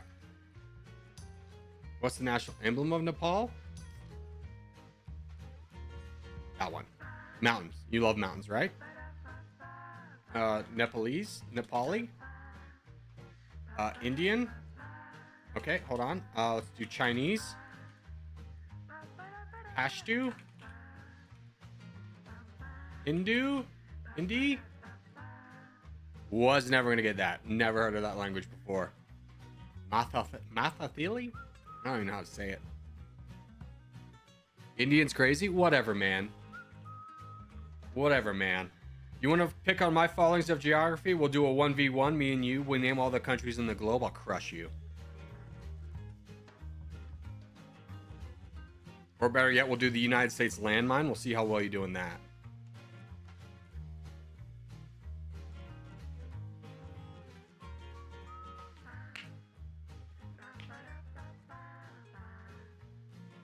I'll 1v1 you in a U.S. state's landmine, Luhansk? Hell, you don't even know the provinces of your own country. Think you can take me? I doubt it.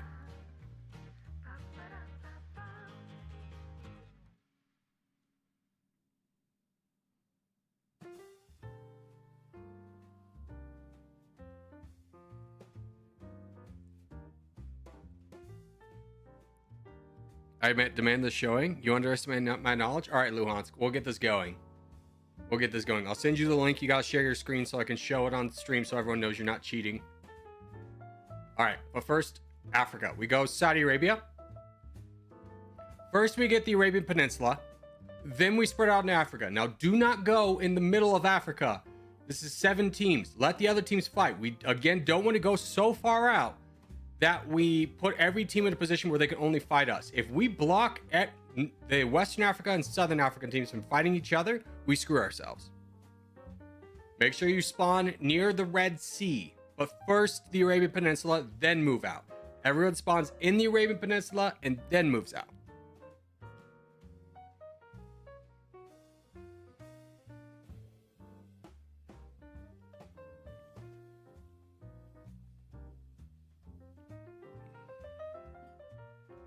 Can I spawn Egypt? Egypt is a great spawn.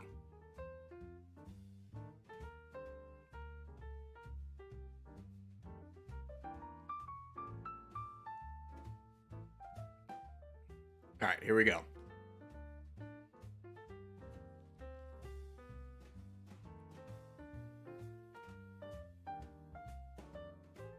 Too far out, boys. Too far out. Bring it back. Bring it back. This is a good line right here.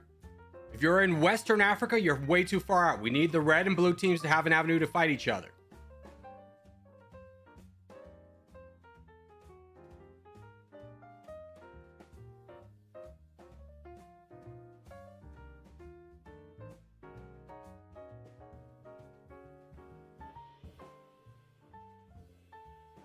But if you're gonna stream snipe me as my teammate, this is so annoying. Guys, I really humbly ask that you don't spawn on top of me. It's so effing lame.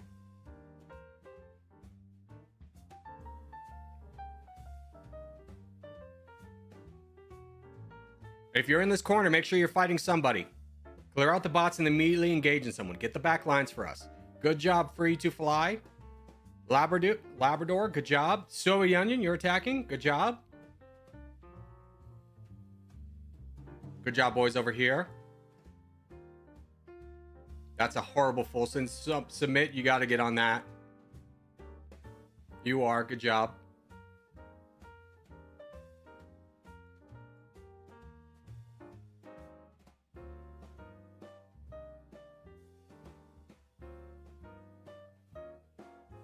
What are we doing? Fight this guy. Labrador, are you in? Are you fighting this guy?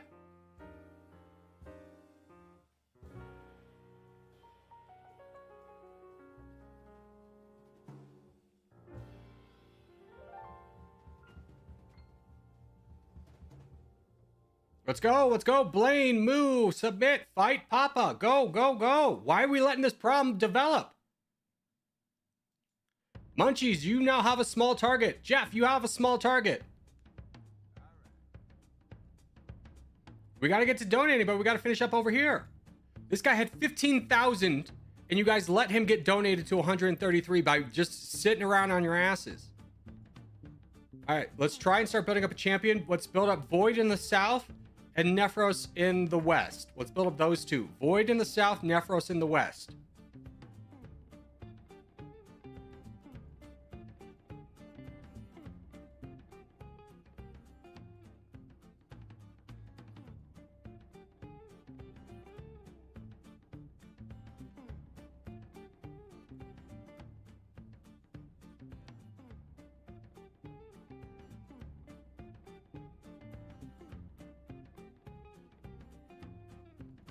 Void, if you push over into the east, you can make like 5 more people a donator.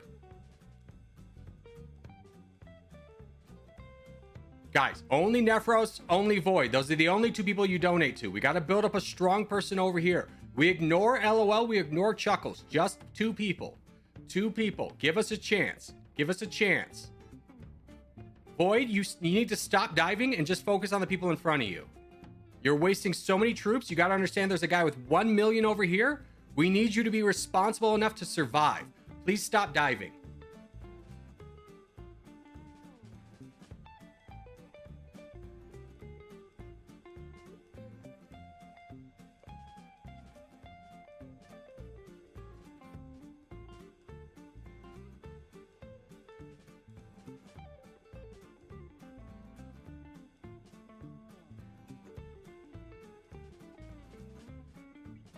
Keep donating Nephros. I understand that this guy's big, but he's not doing anything. So we could definitely take advantage and knock out the blue team really quickly.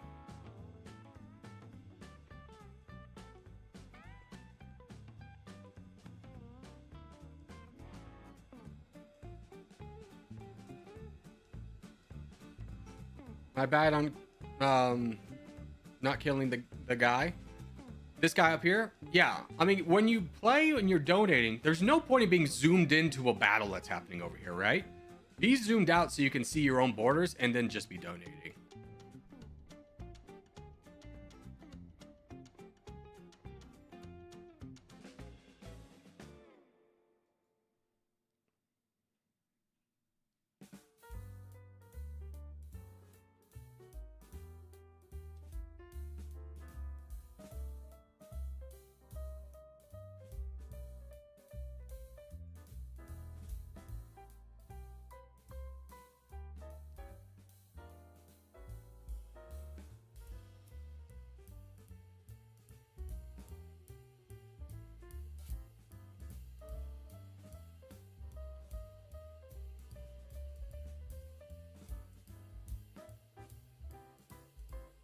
Thoughts on open front?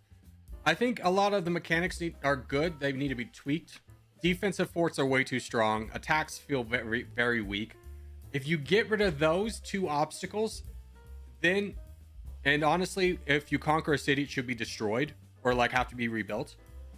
If you change those three things, I think you start getting more interesting end games. Where right now the meta is, if you don't snowball at the beginning, you have no chance of winning. I do want to point out one thing over here with this game. It was a good game for the most part.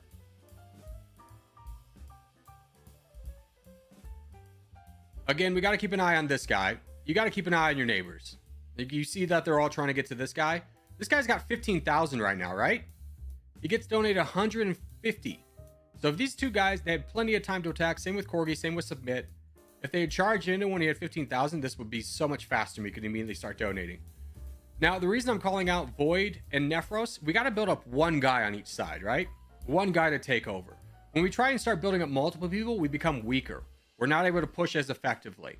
So we got to build up one guy to attack. Now, this is another thing. Void is trying to dive in here. I get why. He really needs to push over here. He's going to face much less resistance, and he's going to turn 1, 2, 3, 4, 5 guys into donators who are going to donate to him first.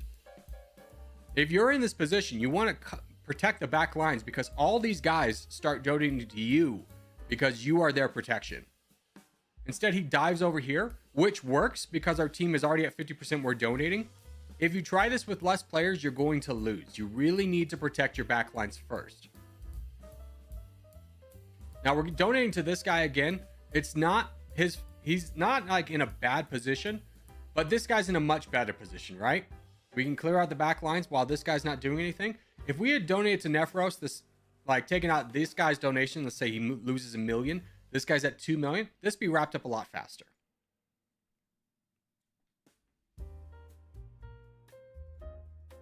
Easy, easy. All right, we got 12 minutes. Let's go to lobby 2.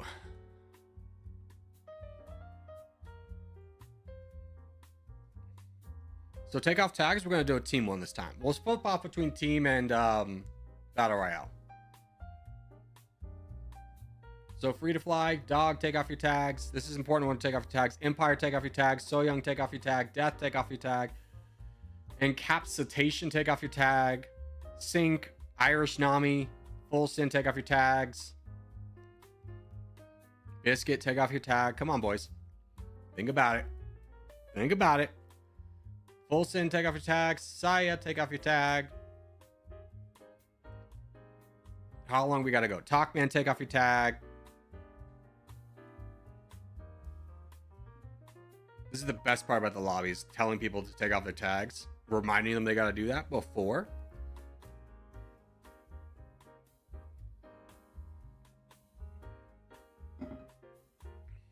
And is Luhansk still here? The 1v1 versus Luhansk? Yeah, we'll do it after this. Is Luhansk still here? We'll do Scandinavia as our map.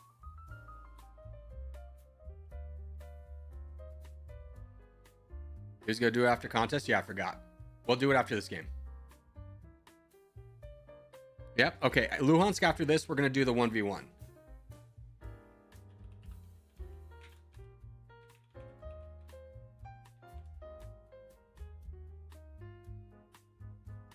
I'm gonna send you the link on Discord so you can get it ready.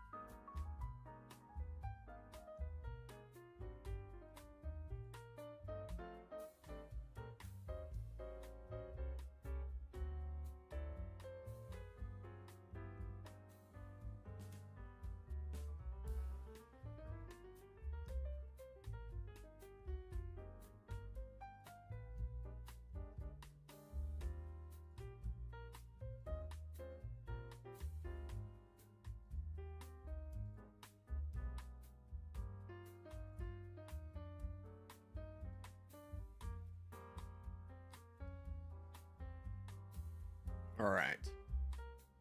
That's a good target up north.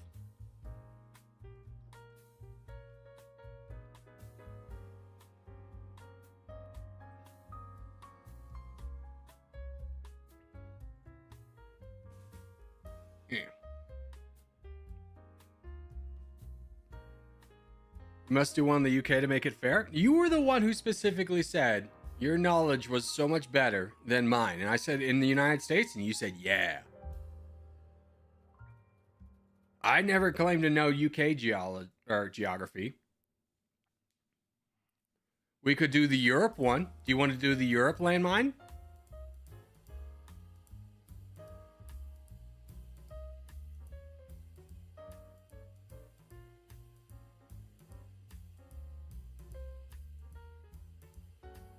Here, Void, fight over here.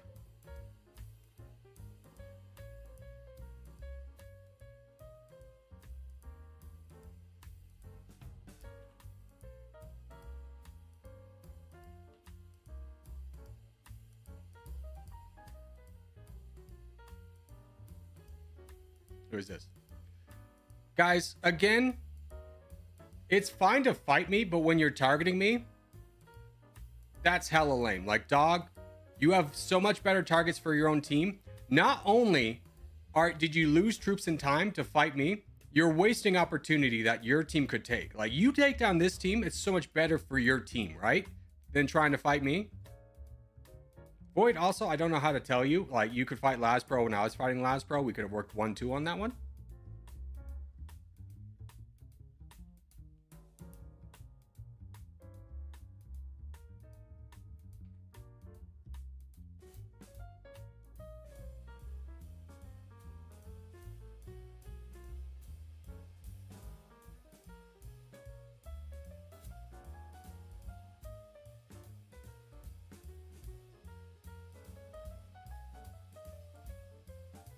Hi, it's Reggae Warrior. I lost my account. It was big or whatever. I lost it 3 or 4 days ago.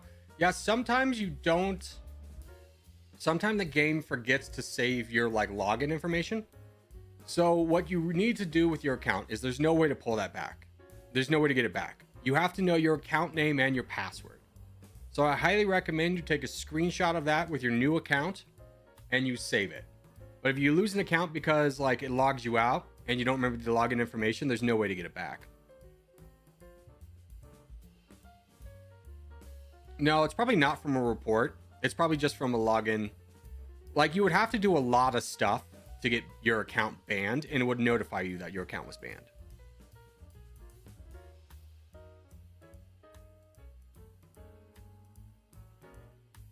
Green team pulling it back. They'll love to see this. We got problems up north, though, with blue. But we have a little bit of advantage with red. Is blue pushing towards us? I mean, it looks like it. It looks like he's fighting Jeff. This is a moment where you got to kind of collectively see as your team, where do you need to push? You got to collectively be like, we got to push one direction. Yeah, I don't really necessarily mind Void going into that. Nor do I think it's wrong to knock off Soviet Onion from here with these two. Piosh could boat back into this fight pretty easily.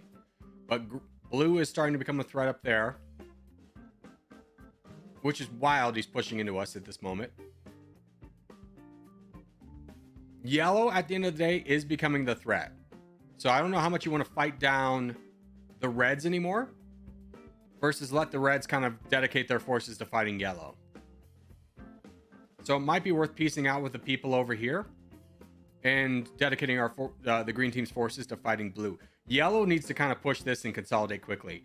Like, that's supporting Burns. I don't know if you really need to fight this guy, but Burns has a real option to push through the red team. You could support your champion, but I don't know if he really has momentum over here. I think Burns is the best option for them.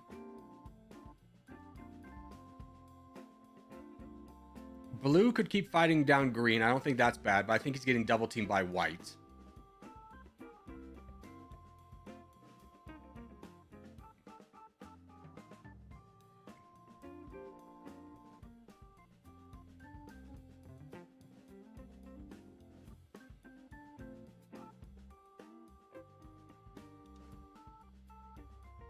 Yeah, I mean, yellow's in a real winning position right now.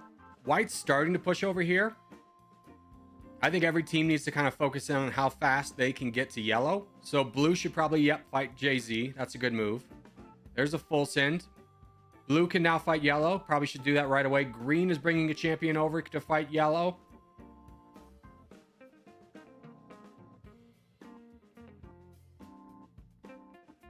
Yellow's got 37%. They're about to win. But fortunately, every team now has a border on yellow.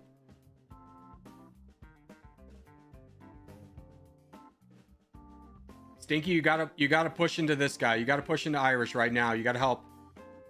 Same with you, Void. This is a 1-2 punch right here. You get help from blue. You only have so much time to do this before the green team's really got to solidify their position in fighting Burns.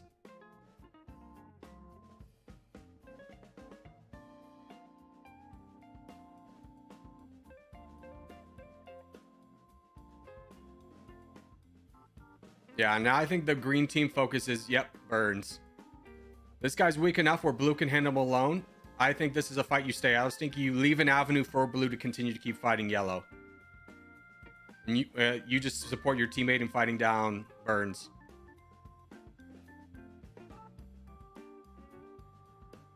Keep in mind, from this position, you can play it so that green team gets all this land, blue goes down the middle, white goes down the middle. Now from blue, I gotta be aware of that. I can only push so far before I cut off the entirety of green and white from fighting each other. That's a long ways away. Vancadius getting into the back lines does change the board pretty significantly though, right?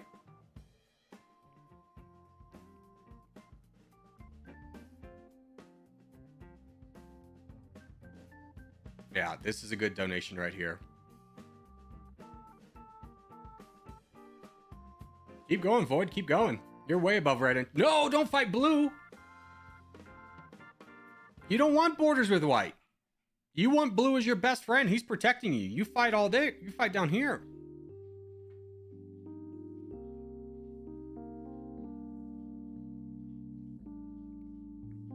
I mean, they can certainly do it. Now I'm kind of starting to see the validity. If the entirety of the blue team fights down, or the entirety of the green team fights down blue, that's a W. Actually, that might be a good move.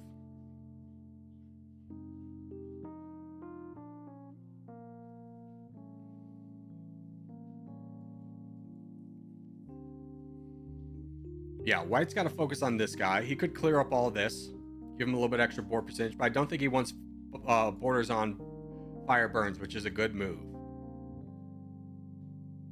I like the boating here. Take as long as you can before you have direct borders with Vancadius. But I think he's distracted right now, so I don't know the validity of how important that is. Versus just a full-out attack and getting down GG quickly.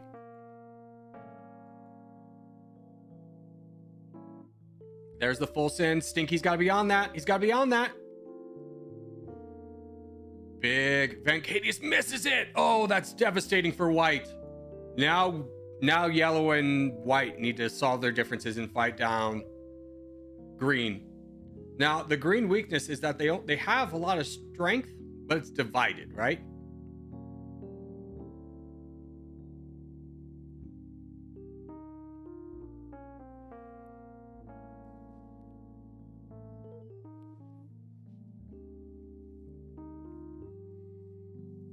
Yeah, they got to fight white now collectively.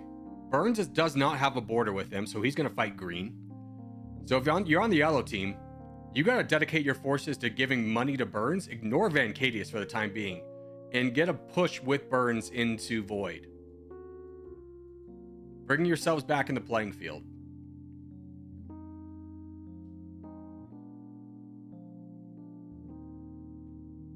Void is taking a 2-on-1. I mean, not really. To an extent, yes. But he's got Stinky over here to help him out. And the troop numbers are not arguing well for them. So both of these guys are attacking Vancadius together. They can still manage to save the board.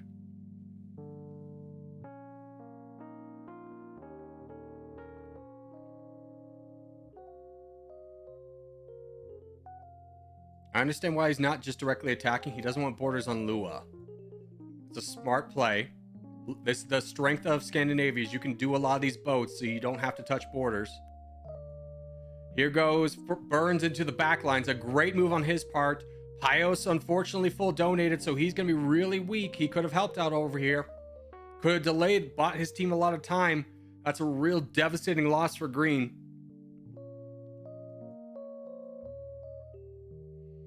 They've taken it back, but now the board percentage is only 44%. And yeah, here's a real problem. Yellow kept instigating against Vancadius rather than donate to someone who could get in the green backline. So Vancadius is now going to take away the chances of yellow winning this. Green stays focused on white.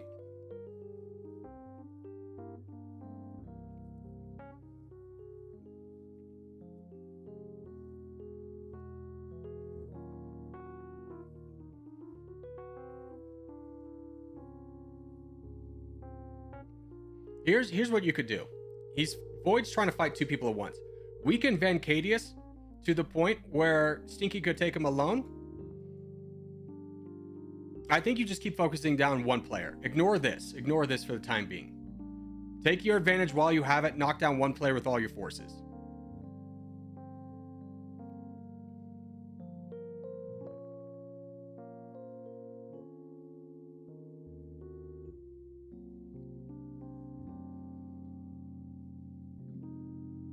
Yeah, now the board is switching, so maybe we do fight.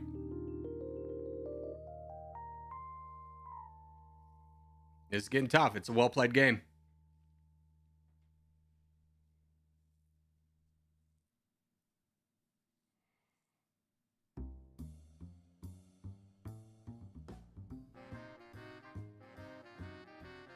This is tough. This is tough.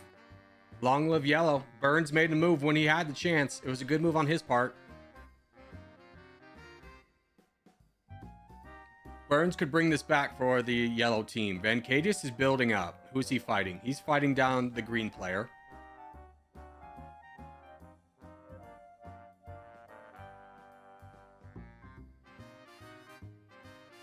This is a tough position. Vancadius back with the crown. See, if I'm Vancadius, I don't know how much I want to take out this guy versus maybe eat away at some of the green players, but upsetting Fire Burns could be a mistake. But looking at board percentage, yellow's going to come out of this one pretty strong without green. So I definitely don't want to fight Void. You want help with Void. Not necessarily a bad move fighting down the second green player.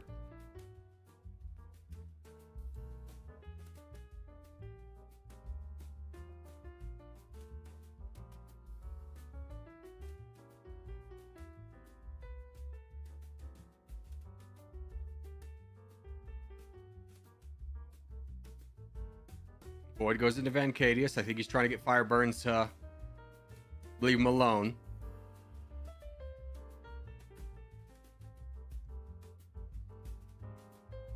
I like this move. Knock this guy off. He's no longer a threat. He can't be involved. Void is pretty strong. Void does have borders. Yeah, the problem with this one is there's no real strategic place to push because everyone's got borders on each other. Ideally, in the end game, you want to be limiting the number of borders that you have with people. That just wasn't possible in this game.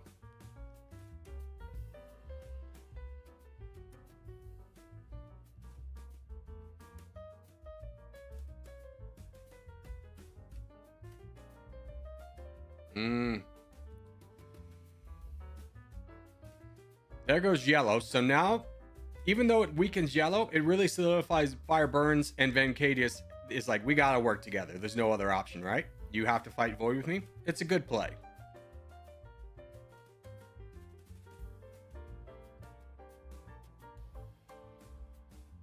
Void saving up for big blows, which I like. It really limits the damage that people can do on you while also maximizing your advantage.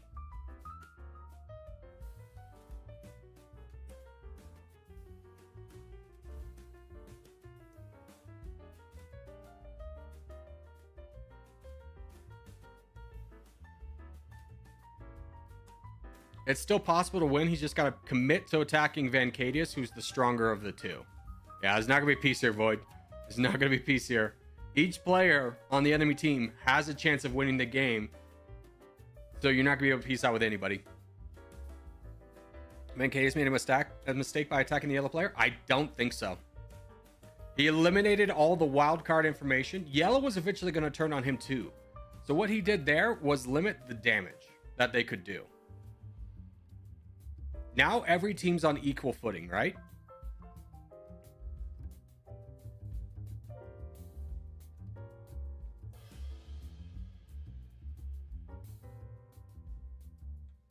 Plus, if Void full sends, look at the borders he has on Void. Void is the person you want to attack. You've got such good borders on Void. Whereas, like, let's say if you were attacking Fire Burns full sends, you get, like, slowed down over here. Meanwhile, Void gets all this land immediately, is ready to turn and burn.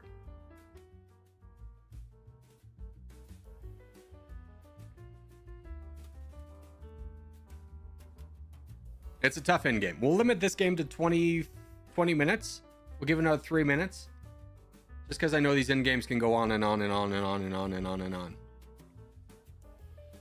Yellow's going to lose? I don't think so. I think he's in a good position.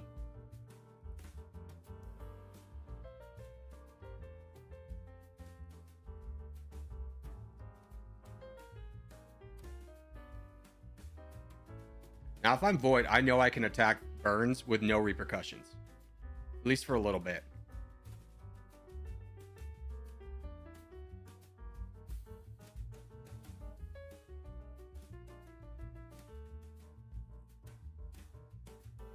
Come on, Burns. I mean, this is anyone's race, but again, we're playing until 20 minutes on the board. Whoever has the crown at 20 minutes, we call champion.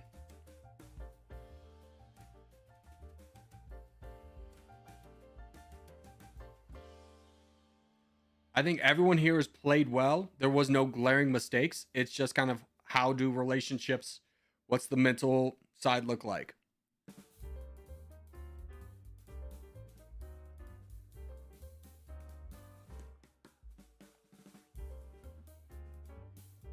We can't see the timer. That's fair. It's in my, I'm in the way. There you go.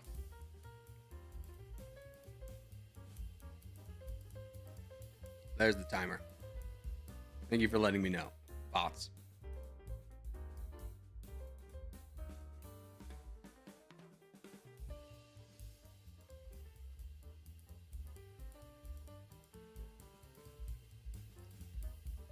Interesting play to boat here. The reason why this can be good is if you solidify this area, a full send will be more efficient in grabbing land. And when you're from Void's position, you gotta think full send wise, who are you gonna get the most land from? Because you gotta play for the full send here at the last minute.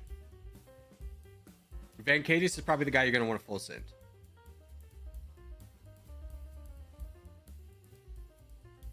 Now from Burns, it'd probably be Void. From Van Cadius, it'd probably be Void. As long as he keeps this.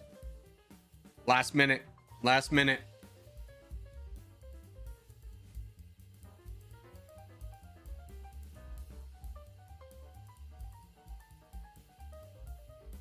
$40 seconds.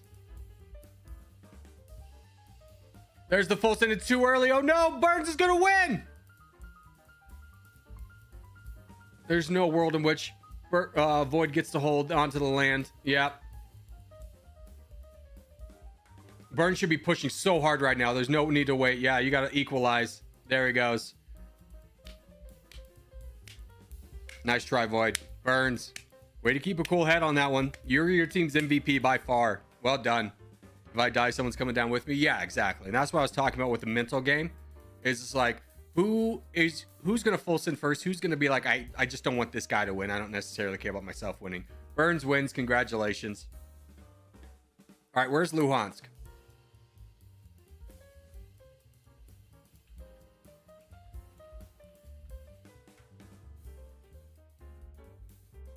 No.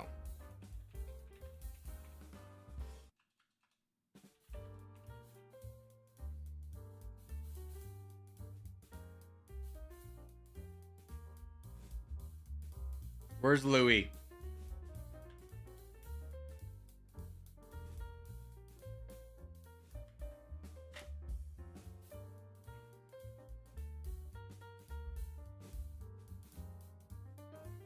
He said he could beat me.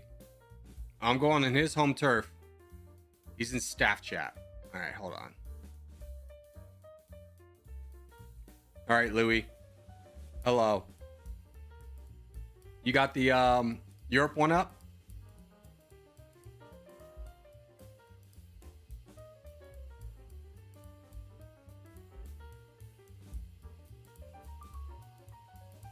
All right, he's got his Europe one up.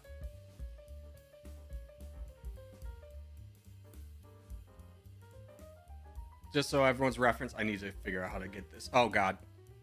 Hold on. Let me figure this out. See if I can get it more palpable on stream. All right. We'll keep this up here. This is Luhan's screen. This is my screen. I'm not going to be looking at his. He's not going to be looking at mine. You can obviously see this is too small to read. I'm going to start mine. He's going to start his. We're going to see who comes out ahead. Ready, set, go. Oh, you can't see it because I got to click on this. That's fine. We'll see at the end. All right, Greece.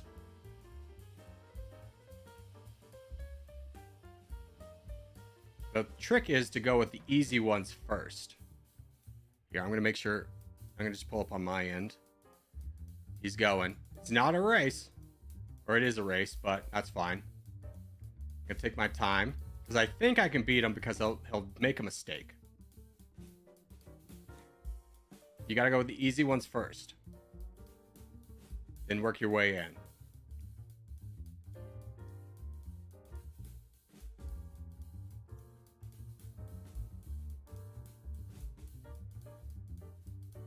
Yeah, I was about to say, I don't know if they count.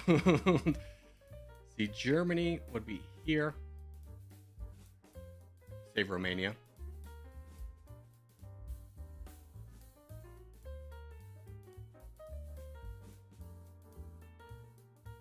Ireland, Croatia. Save it. Save it. Save it. Save it. Switzerland.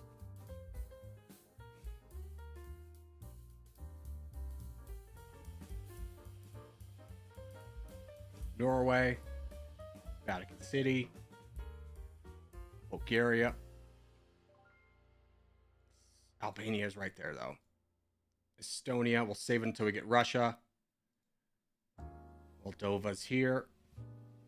Russia. There we go. That opens up a lot. Serbia, we'll save it.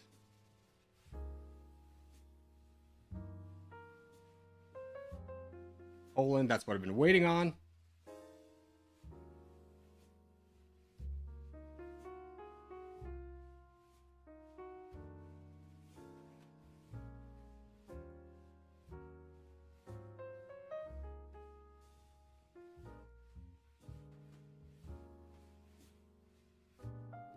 Belarus is here.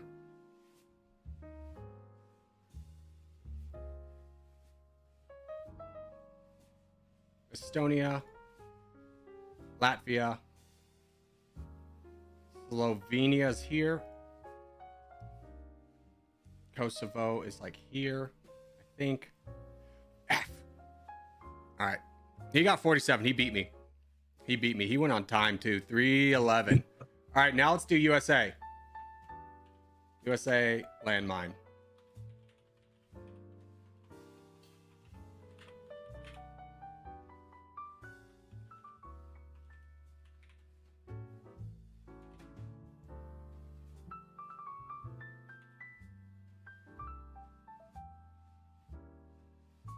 Pull up your screen, Louie. Pull up your screen. I'm going to be faster this time.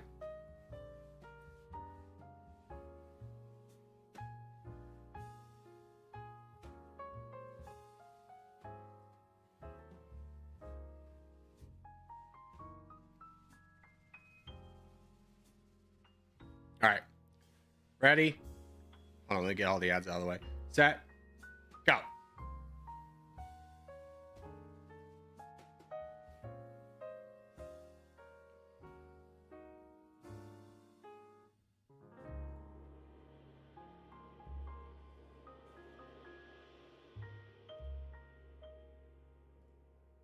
Oh, freaking ad! Saboteur!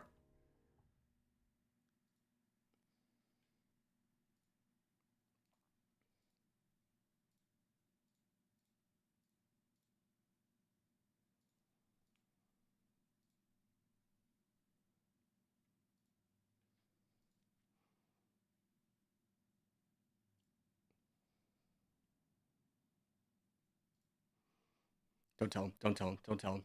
Don't tell him. Don't tell him. Don't tell him.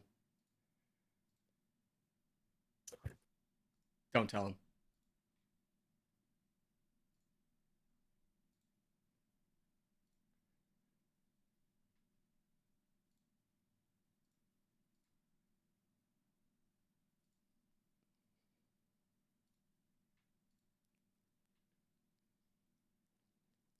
He started over 2. Okay, that's fair.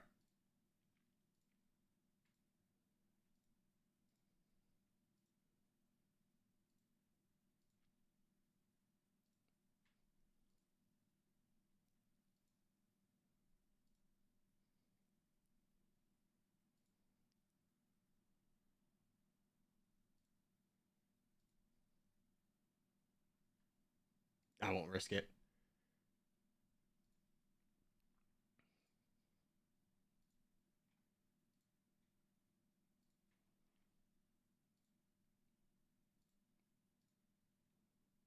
New Mexico's there. Arizona's there. Maine's there. Now we're starting to fill it in. I know Georgia. Georgia's right there.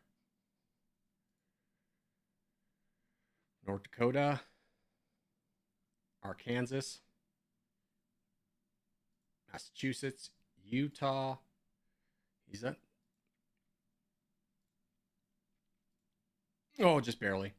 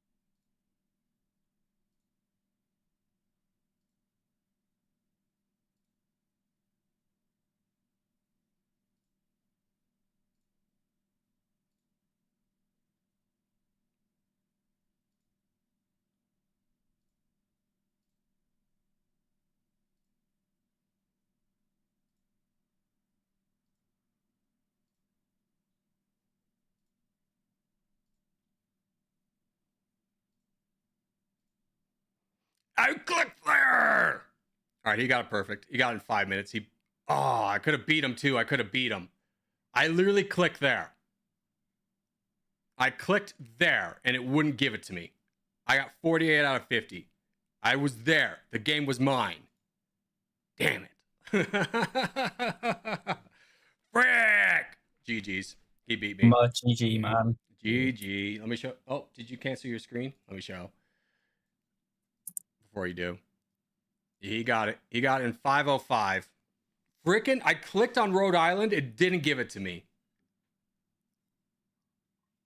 Well done, Louis. Well done. He beat you on your own turf only because the stupid game didn't give it to me. I'm so mad. I would have beat him. All right. Someone said there's a contest. I got 30 seconds. Let's hop into the contest.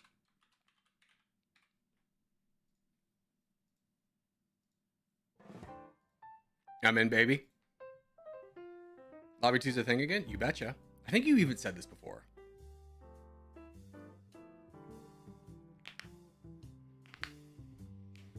Who places Texas is the real winner? I'm gonna be honest. My seed was garbage. I kept getting countries in the middle, and I was just like, I know where Nebraska is, but I need the states don't perfectly line up with an actual map. Like West Virginia, I'm not sure if you saw it, looked jank AF. So I was like, no, you really want to be safe with this. Grab the right land.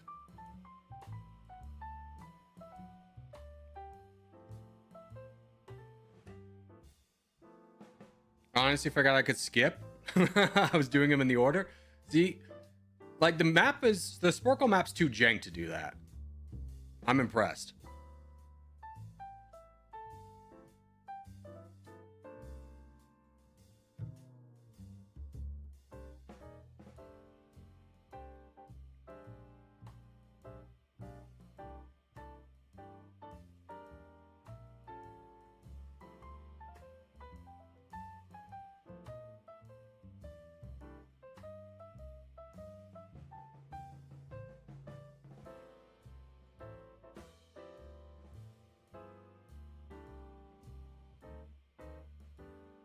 If it gave me I should have just skipped it and gone to Rhode Island. If I looked at the time and saw I had time, I would have skipped it, gone to Connecticut, and then been more easily able to pick out Rhode Island. All right, Cutie, can you help me over here? Can you boat over here? Algeria, you want to help me over here?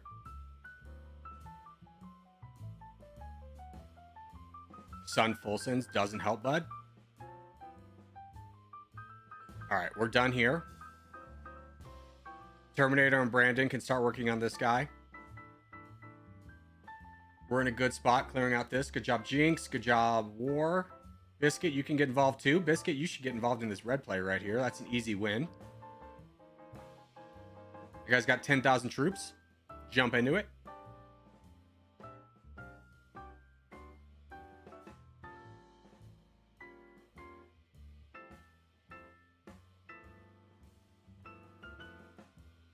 Good job, Kazaya. I'm sorry if I'm saying your name wrong. And Supa Noob. Way to jump in there. We got to clear out this whole section.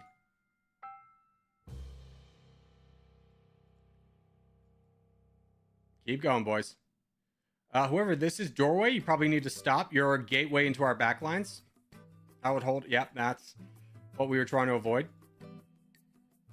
Good job, Emissary, though, for seeing it.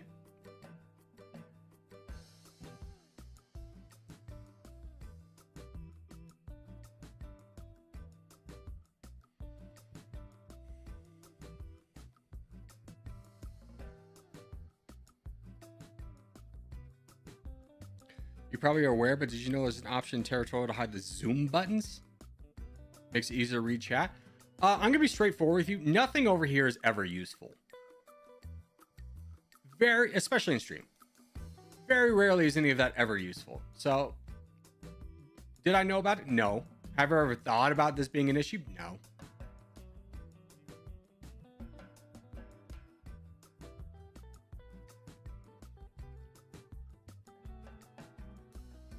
Like, if chat gets all the way up to this, I'm going to be straightforward with you. All this is garbage. All that information is garbage.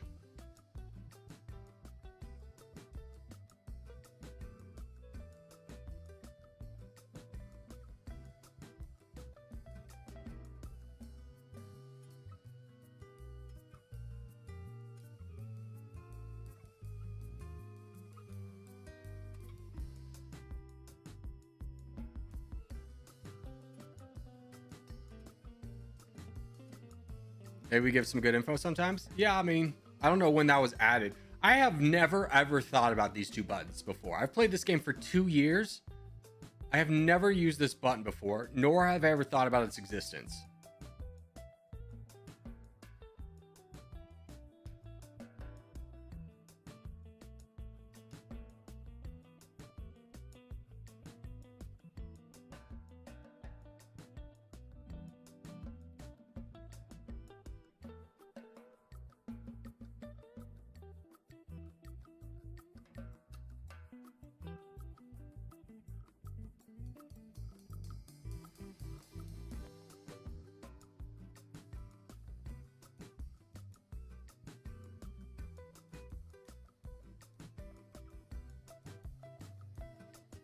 Corey, I've been thinking about getting into major astrophysics. Can you give me your opinions? First off, I don't know how someone gets into astrophysics. What do you mean? Like, as a side hobby? I have no idea what that is. Are you thinking about going to school for it? What do you mean you're thinking about getting into astrophysics? It doesn't strike me as like a hobby that you're trying to do.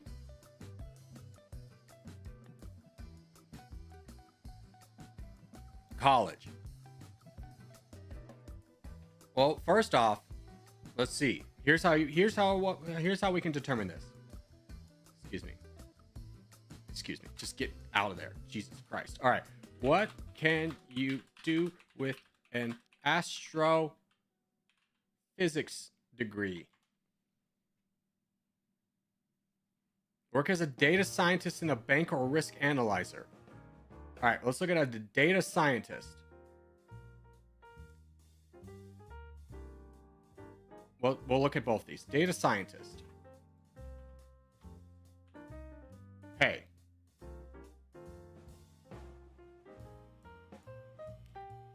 Google's the A. I'm not looking at the AI. Okay, 100 to 200,000 seems like a good thing.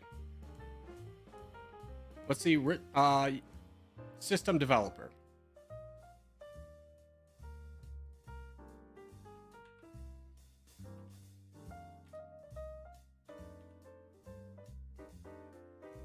System developer. Average is 100,000. That's pretty good. Seems like a good career to go into. Now the question is, where do you think I'd love to work for NASA? Go for the money, man. I mean, for sure. Seems like a good thing. Basically, what I was trying to equate there is if it's something you're passionate about, make sure you would have a high enough salary to justify it because you have to go to college for it. College is probably going to cost you 100,000 these days. That's important. Now, the one thing I would stress is if you were like, do I need to go to Harvard for this? I don't know. I don't know the astrophysics world. If you could get it at a cheaper place, for sure. Just don't put yourself into a ton of debt where you don't have the salary to recuperate. Like, when you look at any dance major in college, my first thing is, why are you here? What are you going to earn? Like at Colorado State, what are you doing? If you can get a Juilliard, sure, whatever. Are you going to be in debt because of that? Probably even still at Juilliard. Dancers don't make that much money. You don't need to go to college for that. Make sure if you're going to go to college, that you get a degree that you can easily get a job from, and that the average salary is going to pay your way. The one degree I will highly recommend you do not take unless you're incredibly smart is psychology. Psychology benefits me a lot in my personal life, but the degree was a paper degree. It was meaningless when I got out. You have to get a master's, you have to get a PhD for it to mean anything. Let's do Australia as the next map. Game dev is hot hell. Wouldn't surprise me, because all you hear from about game developers is how much they're worked to the absolute freaking bone, and then they'll get fired. I think the new trend with game developers is it's a bad field to go into, because even like the successful games fire entire departments to save money. Like Marvel Rivals, one of the most successful games that come out in the last decade, making buku's money, fired an entire development team. It's just like, wow, you can succeed and still get fired. Doesn't seem like a good career choice. Being an indie dev is okay though. Yeah, I mean, if you have the time and have the success, but it seems pretty stressful. It seems like indie dev would be a better like hobby, but you have like a career on the side too.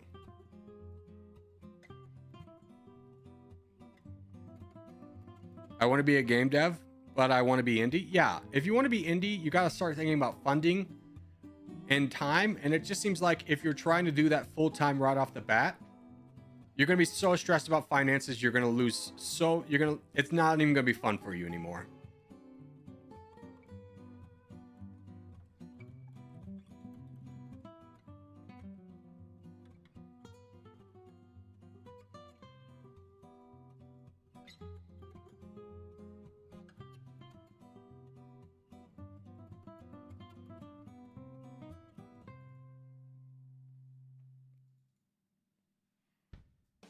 How rich can a chem major make?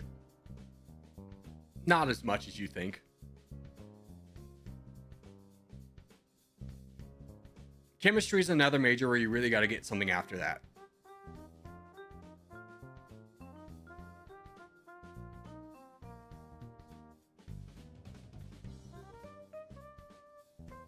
What about biology and chemistry? Again, it's one of those things where like without a master's degree, is there really a lot of job opportunities for just biology degrees?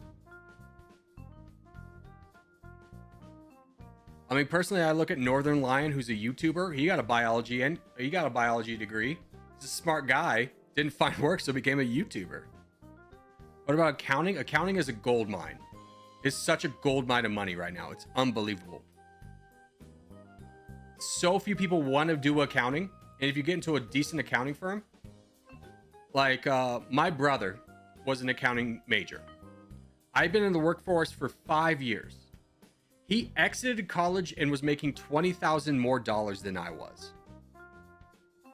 And he was working at this company that's like, yeah, you get unlimited vacation because they have to. There's no accountants out there. They got to buff up the benefits to attract accounting because no one wants to be accounting anymore. He's cush. He's cush. Is business major good? No. Like business looks good on paper. It will open a lot of doorways. I got 2 degrees. I got psychology and business. Business is what got me a lot of the jobs. But like the jobs I was getting were sales, brother. You don't need a degree to get into sales. Business is a fine degree, but it's a degree that, like, yeah, you really want an MBA if you're actually going to start making money. I just kind of want you to view this in terms of, if I go into debt to go to college, will I make more money than an electrician? Blue collar work is probably where it's at. In 10 years of being an electrician, you'll probably own your own business and be clearing $200K a year. It's not the most glamorous lifestyle, I get that, but dog, there's so much need for electricians and plumbers and just blue collar work. Like, you can make some money. You can make a lot of money.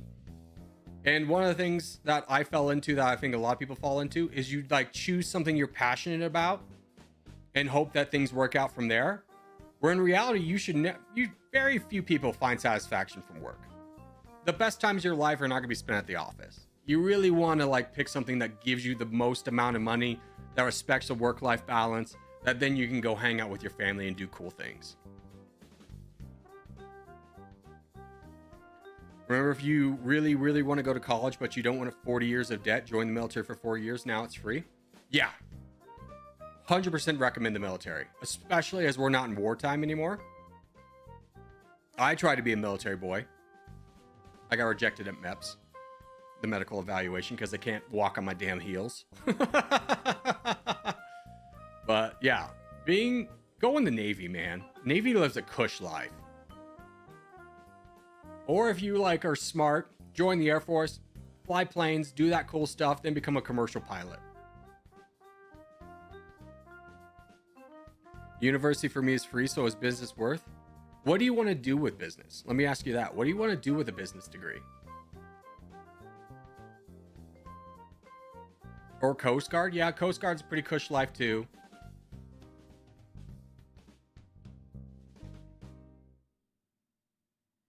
Business is good in your mid-30s when you have some work experience and know what you're about. Yeah. I mean, business is kind of like I don't know what I want to do at college, but I know I need to go to college. I would recommend business. You can pivot into so many things. And even if you don't figure it out in college, a business degree will open doors that other degrees won't.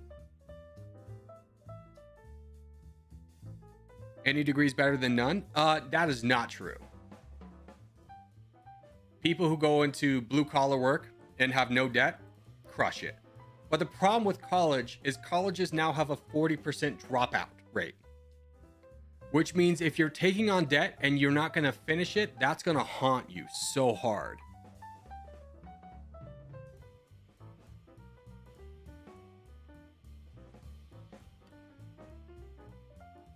And if you go to college, network your ass off. Don't be one of those losers who goes to class and then goes home. Join a club, join a fraternity. If you're in business, you should really be looking at the business fraternity in your college. It's not like a traditional fraternity. But like, again, my little brother did that and he got like 6 jobs after college because of that. Opened so many doors from him for being in, I think it's Delta Sigma Pi or Phi. It's a business fraternity. It's just like a young professionals group. It's not like a fraternity. What about majoring in politics? A useless degree. You gotta go. Like, one of my best friends has done a lot with a political degree, but he also went and got a master's. Now he's going to be a congressman. He's running for Congress in the next term, either in 2028 or 2030 or something like that. But he's got so many connections because he got a master's. You can do that. But he also scored in the 98th percentile on the post-grad test to get into like postgraduate degrees. It's a hard life. I know a lot of people that got into politics degree that are just like teaching. You don't need to go into politics to get a degree to teach. Is paleontology a good job? Absolutely not. All you can do, the best paleontology job you could get is literally just being a university teacher.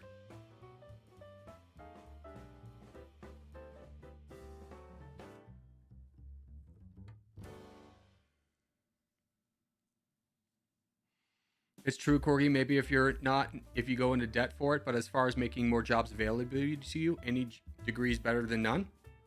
Yeah, but my point is, I'm saying is it's like weigh it against a job you could get right now with going to a trade school. Hell, you don't even need a degree to get into politics, just run. To that, I would say I disagree when it's like 70% of current law of congressmen and people in politics have a law degree. That does seem to open up some doors for you.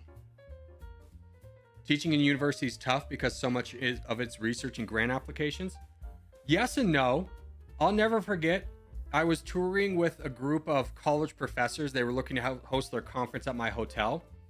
And we were sitting down for lunch, and they're just telling me about their jobs as if they just like, it's a secret, like they hit the lotto, but they can't tell anyone. It's like, one of them literally said to me, he's like, I haven't set an alarm in 40 years. It's like, that's the life, man. By the way, we're going to wait for this contest. Like, being straightforward with you, yeah, if you can become a college professor, 100% you should do that.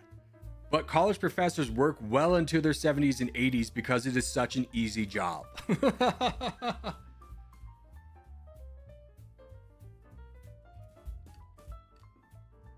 It's the best job you could possibly get. You do hit the lotto if you can become a college professor. Astronomy is a good job? Absolutely not. No.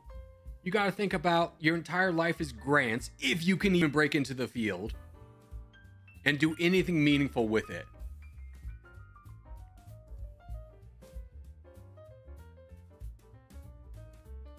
If only 70% have a degree, then my statement stands. No. Only 60% of people graduate with a degree. Oh, you're talking about getting into politics. Yeah. I mean, I think if you're going to get into politics, you got to leave your morals at the door. And two, you have to be so connected with rich people.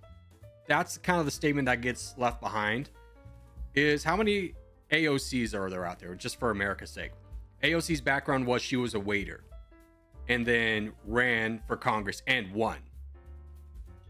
How many of those people are there versus how many of those people grew up in rich neighborhoods with well-connected parents and then made it from there?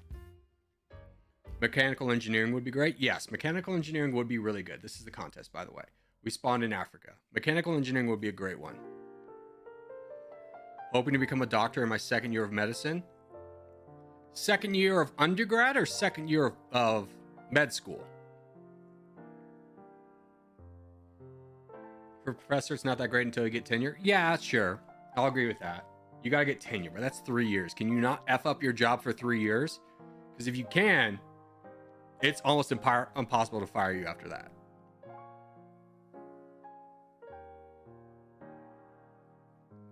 How wealthy your family is dictates quite a lot in your life. Yeah, I took a sociology class, and it was talking about like the difference of family assets. It's just like, let's say you get into a bind financially. If your parents own assets, you can sell those assets to cover that emergency. Whereas if you're a poor family that doesn't have those assets, you can't leverage those things. Even going to college, if you have assets, you're in a lot better spot. If your parents went to college, you have a better idea of what to do in college, what to major in college. You have such a leg up. Corey being a better teacher than my teachers at school? Not so much. Like, let's get real. Your teachers have a vested interest in you. I don't as much. I don't know you as a person. Your teachers do. Your teachers want the best for you. But they want you to apply yourself and believe that you can do anything, because without that belief, you're maybe not going to work as hard. If you don't work as hard in freaking high school, bro, the world shuts down to you. I could not stress that enough. If you don't get a high school degree, you're effed. Life is going to be a constant struggle with you forever.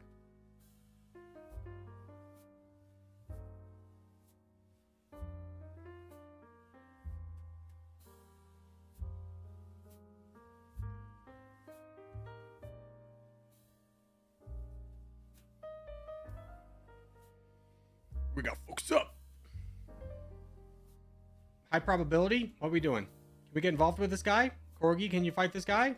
Good boy, can you fight that guy? There you go. Nice, easy full send. Great. Now help me unwedge this guy.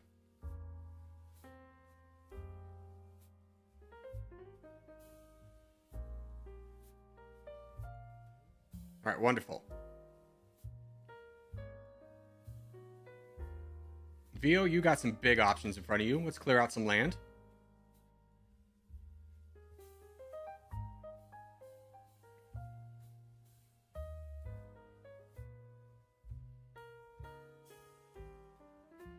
Yes and no. I didn't graduate high school. I'm not well off, but I'm not in the streets. Yeah.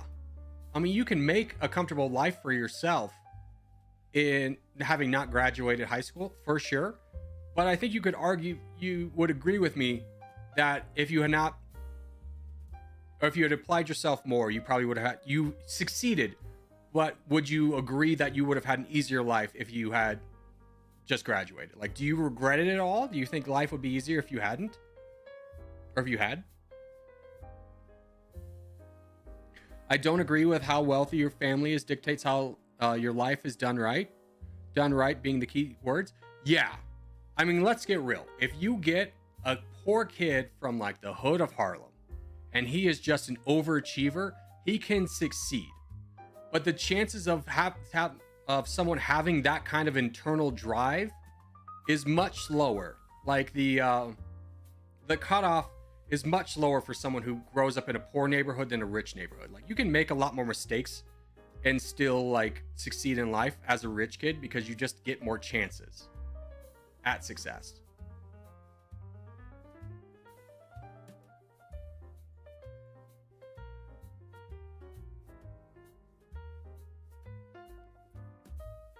Is being a doctor / insurance person good job? Insurance is a freaking scam. Any job that makes you pay them before you can start is a scam. Doctor is a different job. That's a different bracket. Yeah, if you can become a doctor, life gets easy. Well, not easy. You're under a lot of stress. And doctors don't get paid as much as they used to.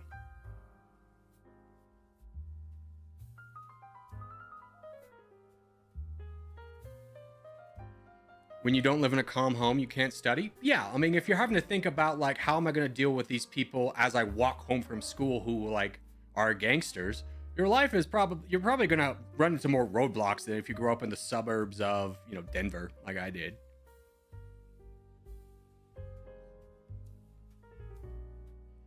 Doctors start their life at 30, until then it's hell? Yeah.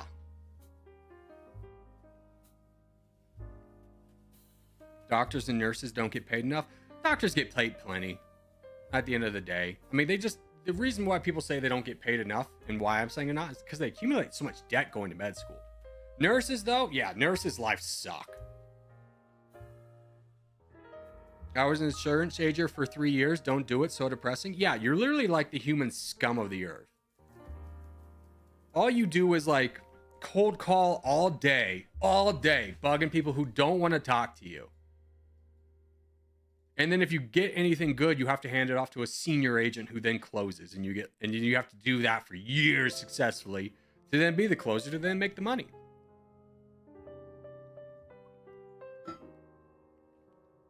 I'm telling you, join the military, pick something other than infantry and learn a valuable skill and get to college for free. Oh, hell yeah. 100% agree. Because a lot of degrees there are passing or in the military that you go to college as you're deployed. You learn your skill in college and then you go into the military.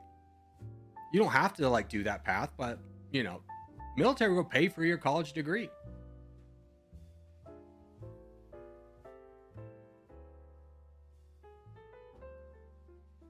God, just think about the wealth I could have had if I had gotten into the military, went to college, put the money I'm putting currently into paying off debt into like a Roth IRA or anything.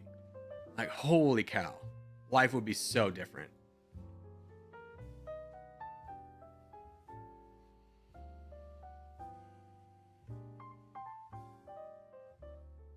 You're gonna get your wealth on YouTube though? Not really. Like, this is more for the love of the game. Like, I'm never going to be the rich guy. I'm never going to be a millionaire. Life when I get to retirement age is going to be tricky. But I enjoy it. Like, before this, oh God, selling billboards, dude. I would have this thought a lot. It's just like, if a car came on the, if I'm driving, when I was driving on the highway and thinking about if a car came into the other, like swerved off and was going to hit me, I don't know how much I would have avoided it. And that's not a way to live.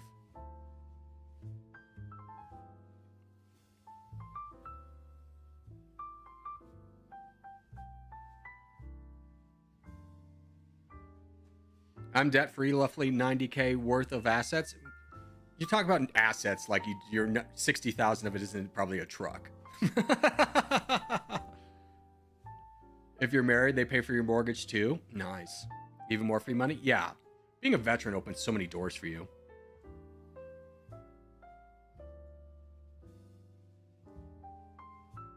Now, the problem with, you know, getting so much money is it is a trend where a lot of people in the military have so much money and then they'll go spend it on something like stupid.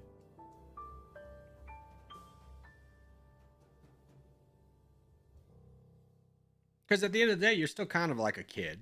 You exit the military at like 22. You have so much, way more money than anybody else around you. You're going to go spend it.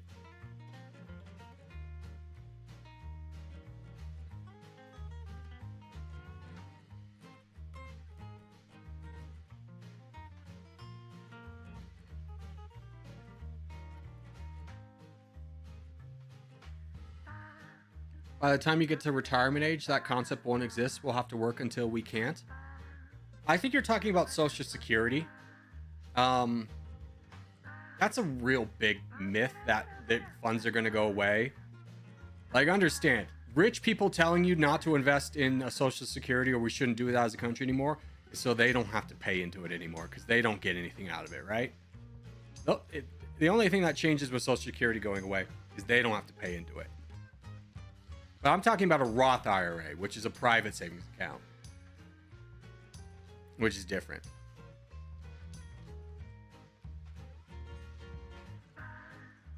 I wouldn't prefer going to the military for $1 million.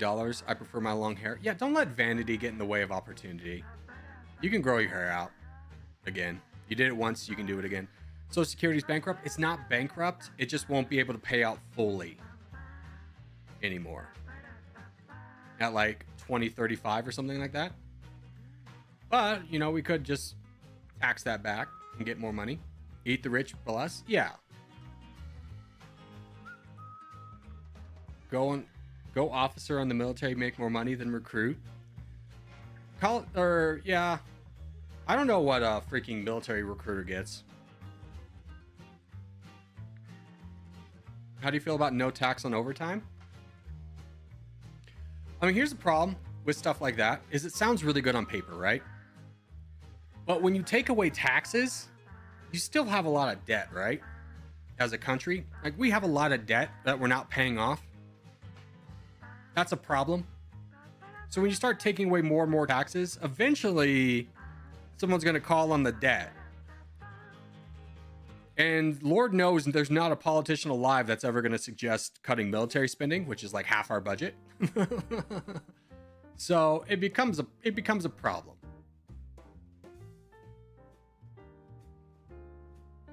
All right, let's do North America.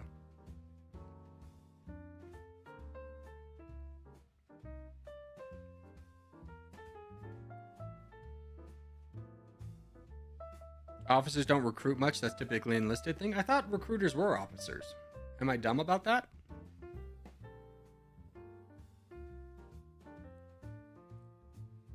It will push employers to abuse overtime, like with tipping. I don't think there's an employer alive that's ever going to be like, oh, you're not getting taxed, so let me give you more overtime. Overtime is a nightmare for employers. You do everything as in your power as an employer to limit overtime.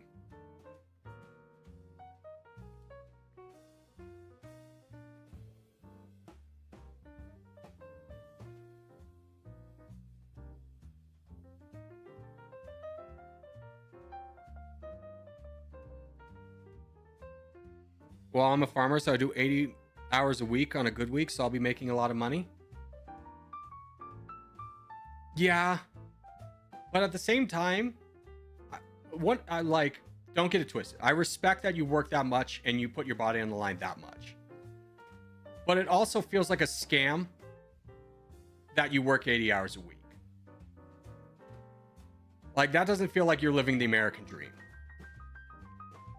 Or whatever. Like, it doesn't seem like you're living a great life. Because, you know, 80 hours a week, especially with manual labor, that's putting hours on your body.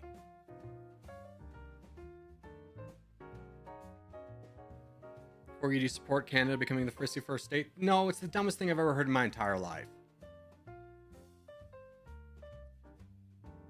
That sounds like a kindergartner who's just seen a map for the first time suggestion. I only do 8 months out of the year. Yeah, and I get that. Farming is like something where it's just like, as soon as it's ready to harvest, you gotta harvest it that day. There's no like waiting around. I don't think anyone here is gonna be like, farming's a good life, get into it. It's pretty cush, you get paid a lot. Like, farming is something you love. Whenever I talk to a farmer, they just love farming. It's something their father did, their grandfather did. They do take a lot of pride in that, owning land. But I don't think there's a farmer out there who goes, yeah, it's an easy life.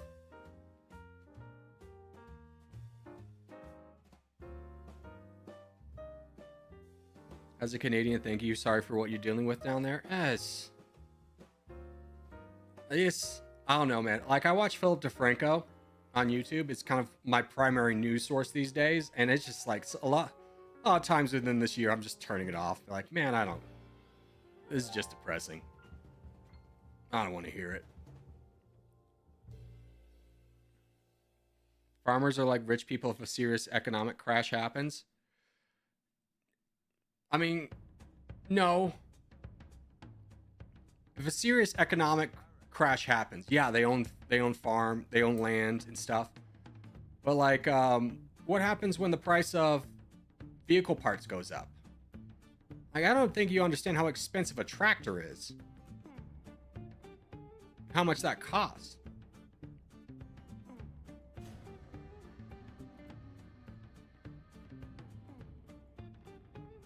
I'm deleting that message. First off, if you believe in Trump 2028, you're not an American. You're a traitorous person. We have 2 term limits for a reason. We fought you won't believe this, an entire war. It's called the Revolutionary War. Because we're not a country of kings. You're a traitor to the American people if you believe that Trump should run a 3rd time.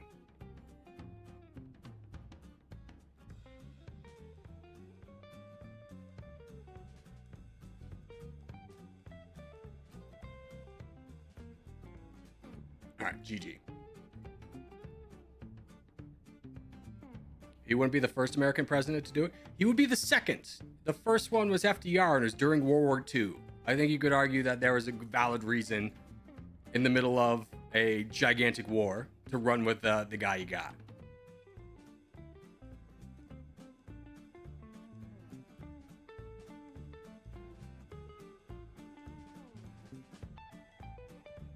You know, America only got the 2nd term rule in the middle of the 20th century. So you would just completely negate George Washington being asked to run for a 3rd time? And him saying no? Seems like we forgot the first president. He's on a dollar bill, by the way. You might recognize him.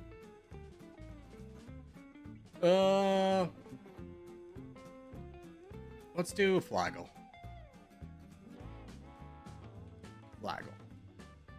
About 4 minutes, we can do this. Vietnam. Give me Vietnam. Oh gosh, what is that? Just north of Vietnam. Could this be Mongolia? Ha ha ha!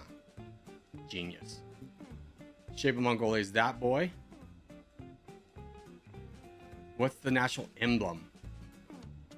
They don't got birds or armadillos. They're not a Muslim country. They're not a Jewish country. They love horses. Nailed it.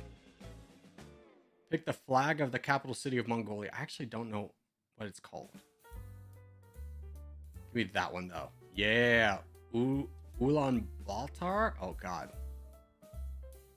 Pick a flag of a country that neighbors it. Well, there's China and Russia. So there's China. What's the population? 5 to 8 million? 3 to 5. 3.5 million. I have no idea what their currency is. Nailed it. Easy peasy.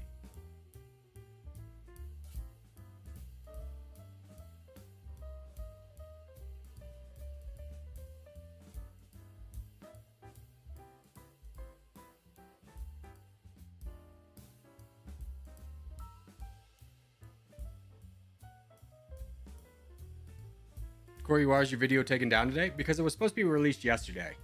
And I released 2 videos at the same time. So the video that was taken down is just going to be live tomorrow. Another Lobby 2 game. We got a contest in 2 minutes. Corey, I went to my grandpa's house, saw 3 gold coins that were worth 10k each. Yeah. Gold's technically illegal to hold. But, you know, if you got it, value only goes up, baby.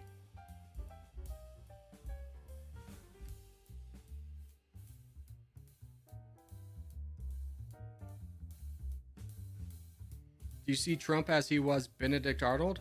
I don't want to call Trump Benedict Arnold, because Benedict Arnold, for those unaware, was a Revolutionary War general who betrayed the Continental Army to ally with the British.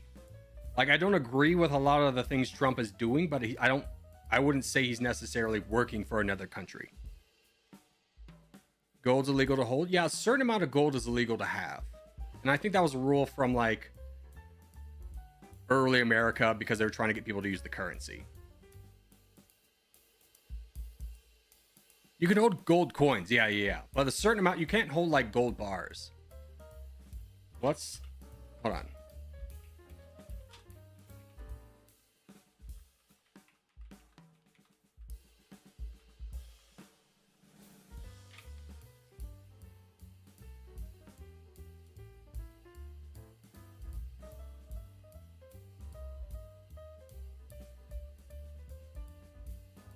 Oh, there's no restrictions. The freedom to gold was reinstated in 1975 after a period from 1933 to 1974 where private gold ownership was heavily restricted. Okay, so I got a little confused on that one. That one's my bad. Yeah, it is legal to own gold.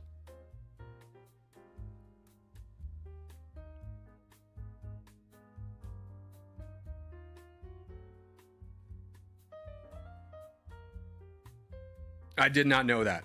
I mean, I'm going to be straightforward with you. I've never invested or thought about investing in the gold market. But I was wrong on that one. Yeah, we can hold gold. Let's go, boys. Showing your age? Yeah, you know, I don't know, man.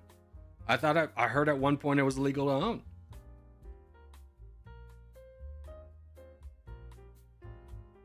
It was in 1933. Let's go. Slash to 1974.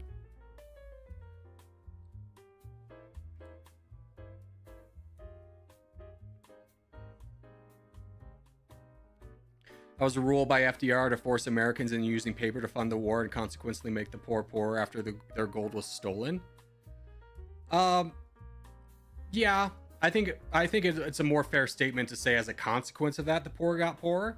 I don't think FDR is going like, I'm going to make those poors poorer after the Great Depression. I can understand wanting to fund the war and needing to do that, and a lot of people got caught up in the negative consequences of that. But I don't think it was the primary intent.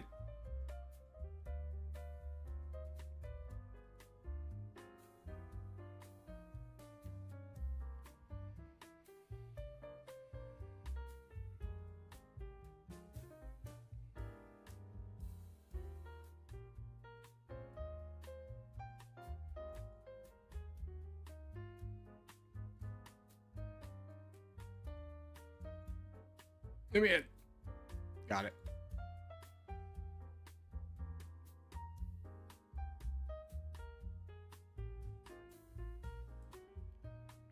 I think we all gained some knowledge today, and that's worth its weight in gold. Yeah, now you can hold gold, boys. Let's go.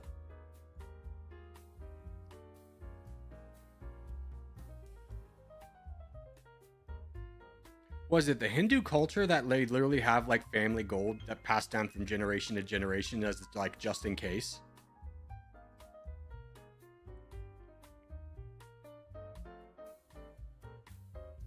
Corey, you still in staff chat? Thank you. I'll get out of staff chat. Bye, Louie.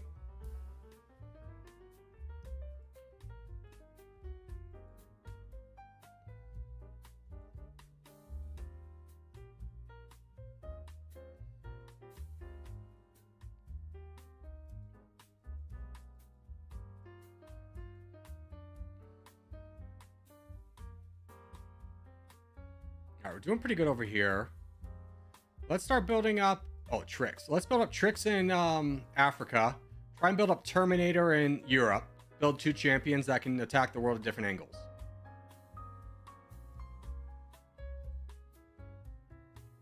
Who should run for president next?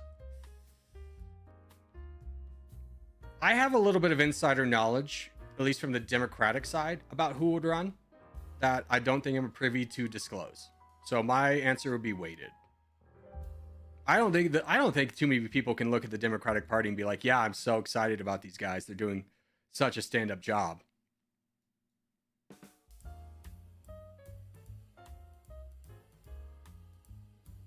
As for the Republican side, I have no clue. I have no idea who's like a shining star in the Republican Party. I mean, you got Ron DeSantis, but he's been less popular since he ran against Trump and lost. AOC all the way. Yeah, that wouldn't happen. There's I saw a news report that there's talk of her running against Chuck Schumer and primarying him. So I think she's looking at the Senate more. I don't think she's looking at president.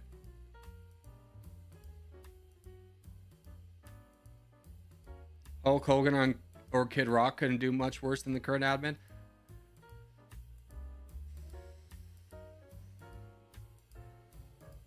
I don't know about that. Are you a Democrat? I don't want to be. I'm aligned with them, I guess. I'm much more aligned myself in like physical conservative mentality.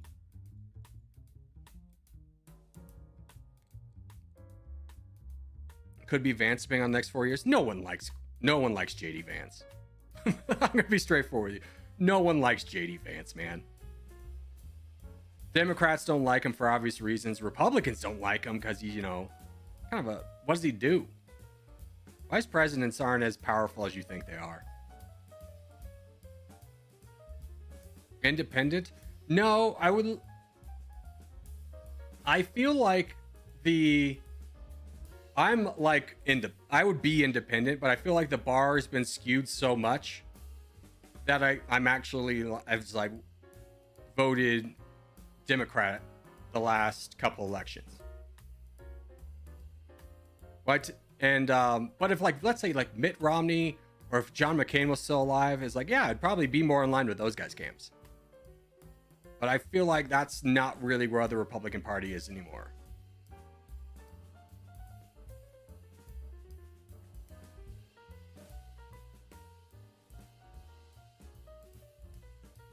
I'm from Iran. I like to think what people from the United States think about war with Iran. I don't mean this with any disrespect, but I think the American people don't view Iran as a threat. Because what was it in the 1990s where we sunk your entire navy in like a day? I don't think anyone's looking forward or wanting to fight Iran because it's like, hell, we spent 20 years in the Middle East and nothing changed. Why do we gotta go back? But I don't think too many people look at us, Iran, as a real threat to us.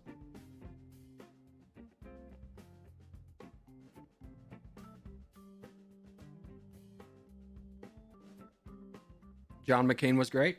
I don't know. I mean, there's a lot I disagree with John McCain. But I think he was a man of principles. I respect that.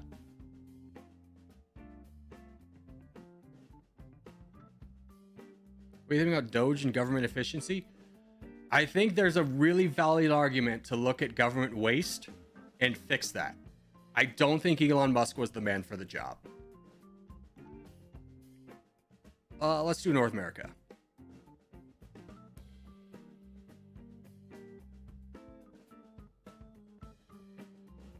I would love to get like a forensic accountant to lead that and a team of forensic accountants, because yeah, if you ever worked with the government, there's a lot of waste that happens real easy.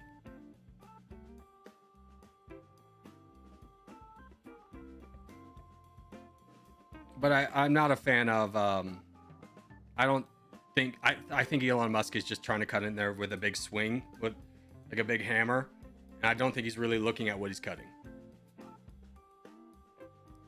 I mean, SpaceX did say those astronauts took them long enough, though. I mean, not really. You listen to the astronauts themselves, and it's just like, yeah, this is what happens in space travel. Not everything works out. They've always been planned to come back.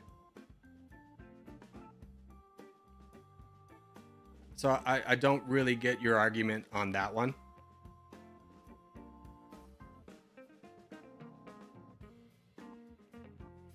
A lot of waste happens because people have reasons to improve things over time. I mean, the reason that waste happens is you fund a program that you think is going to get good change in the world.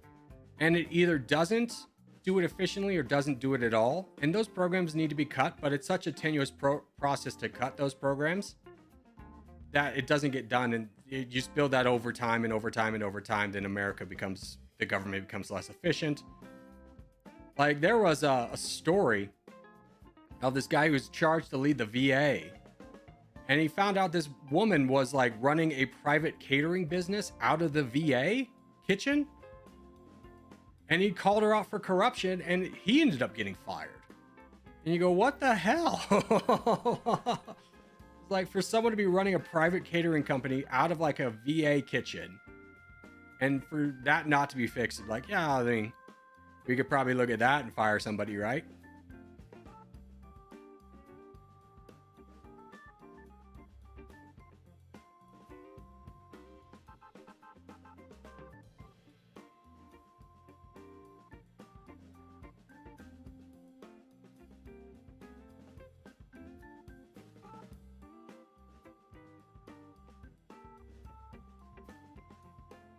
Zerpy, you do damage. SpaceX has made space travel a lot better and easier, but it still needs work. Yeah. I mean, you can't discredit the work that SpaceX has done to advance the industry. There's a lot of, like, there was just a private company that touched down on the moon. There's like 2 more that are going to do it.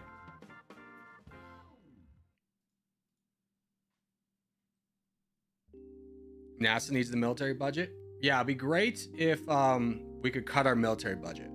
Because you talk about an area that seems wasteful. It's like we keep spending billions and billions of dollars on like a plane or a ship that like is not working. And you go, okay, do we really need to fund, like, what was that destroyer they just put out that they made 7 ships and all of them are basically having to be scuttled because they're so bad? They can't run for more than a few hours without something breaking. Like, oh, I'm so happy we spent $5 trillion on that. I feel like we should focus more on the ocean and space. Here's a crazy one. Did you know in 2020 we found a new species of killer whale in the Arctic? Isn't that wild? Like an animal that big that doesn't go that deep that we just found.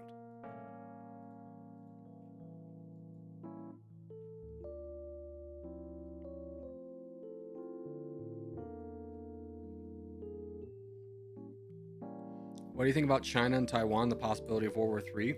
I mean, China's not going to let up on going into Taiwan. Taiwan's going to nuke their chip processing plants on the way out. I don't know if America's going to come to their defense or not. And the repercussions of losing so much chip technology is going to ripple and crash the markets everywhere because everyone relies on Taiwan's chips. The Zumwalt class ship, it's a stealth ship and it's basically useless. Yeah, dude. That ship. That was the one I was talking about, the Zumwalt class destroyer. Like, I was watching a whole video on this and it was just like, it's so bad. It like breaks all the time. They can't use it anywhere. Why did it fail? High cost, technical issues. And it's just like, we're spending all that money on it. And you just kind of look at it doesn't take a genius to be like, yeah, the next stage of warfare is going to be drones. Maybe we should just buy a ton of drones. Alrighty. But that's going to do it for today, boys. Hope you had fun. We did a little bit extra. I had a great time. I will see everybody tomorrow.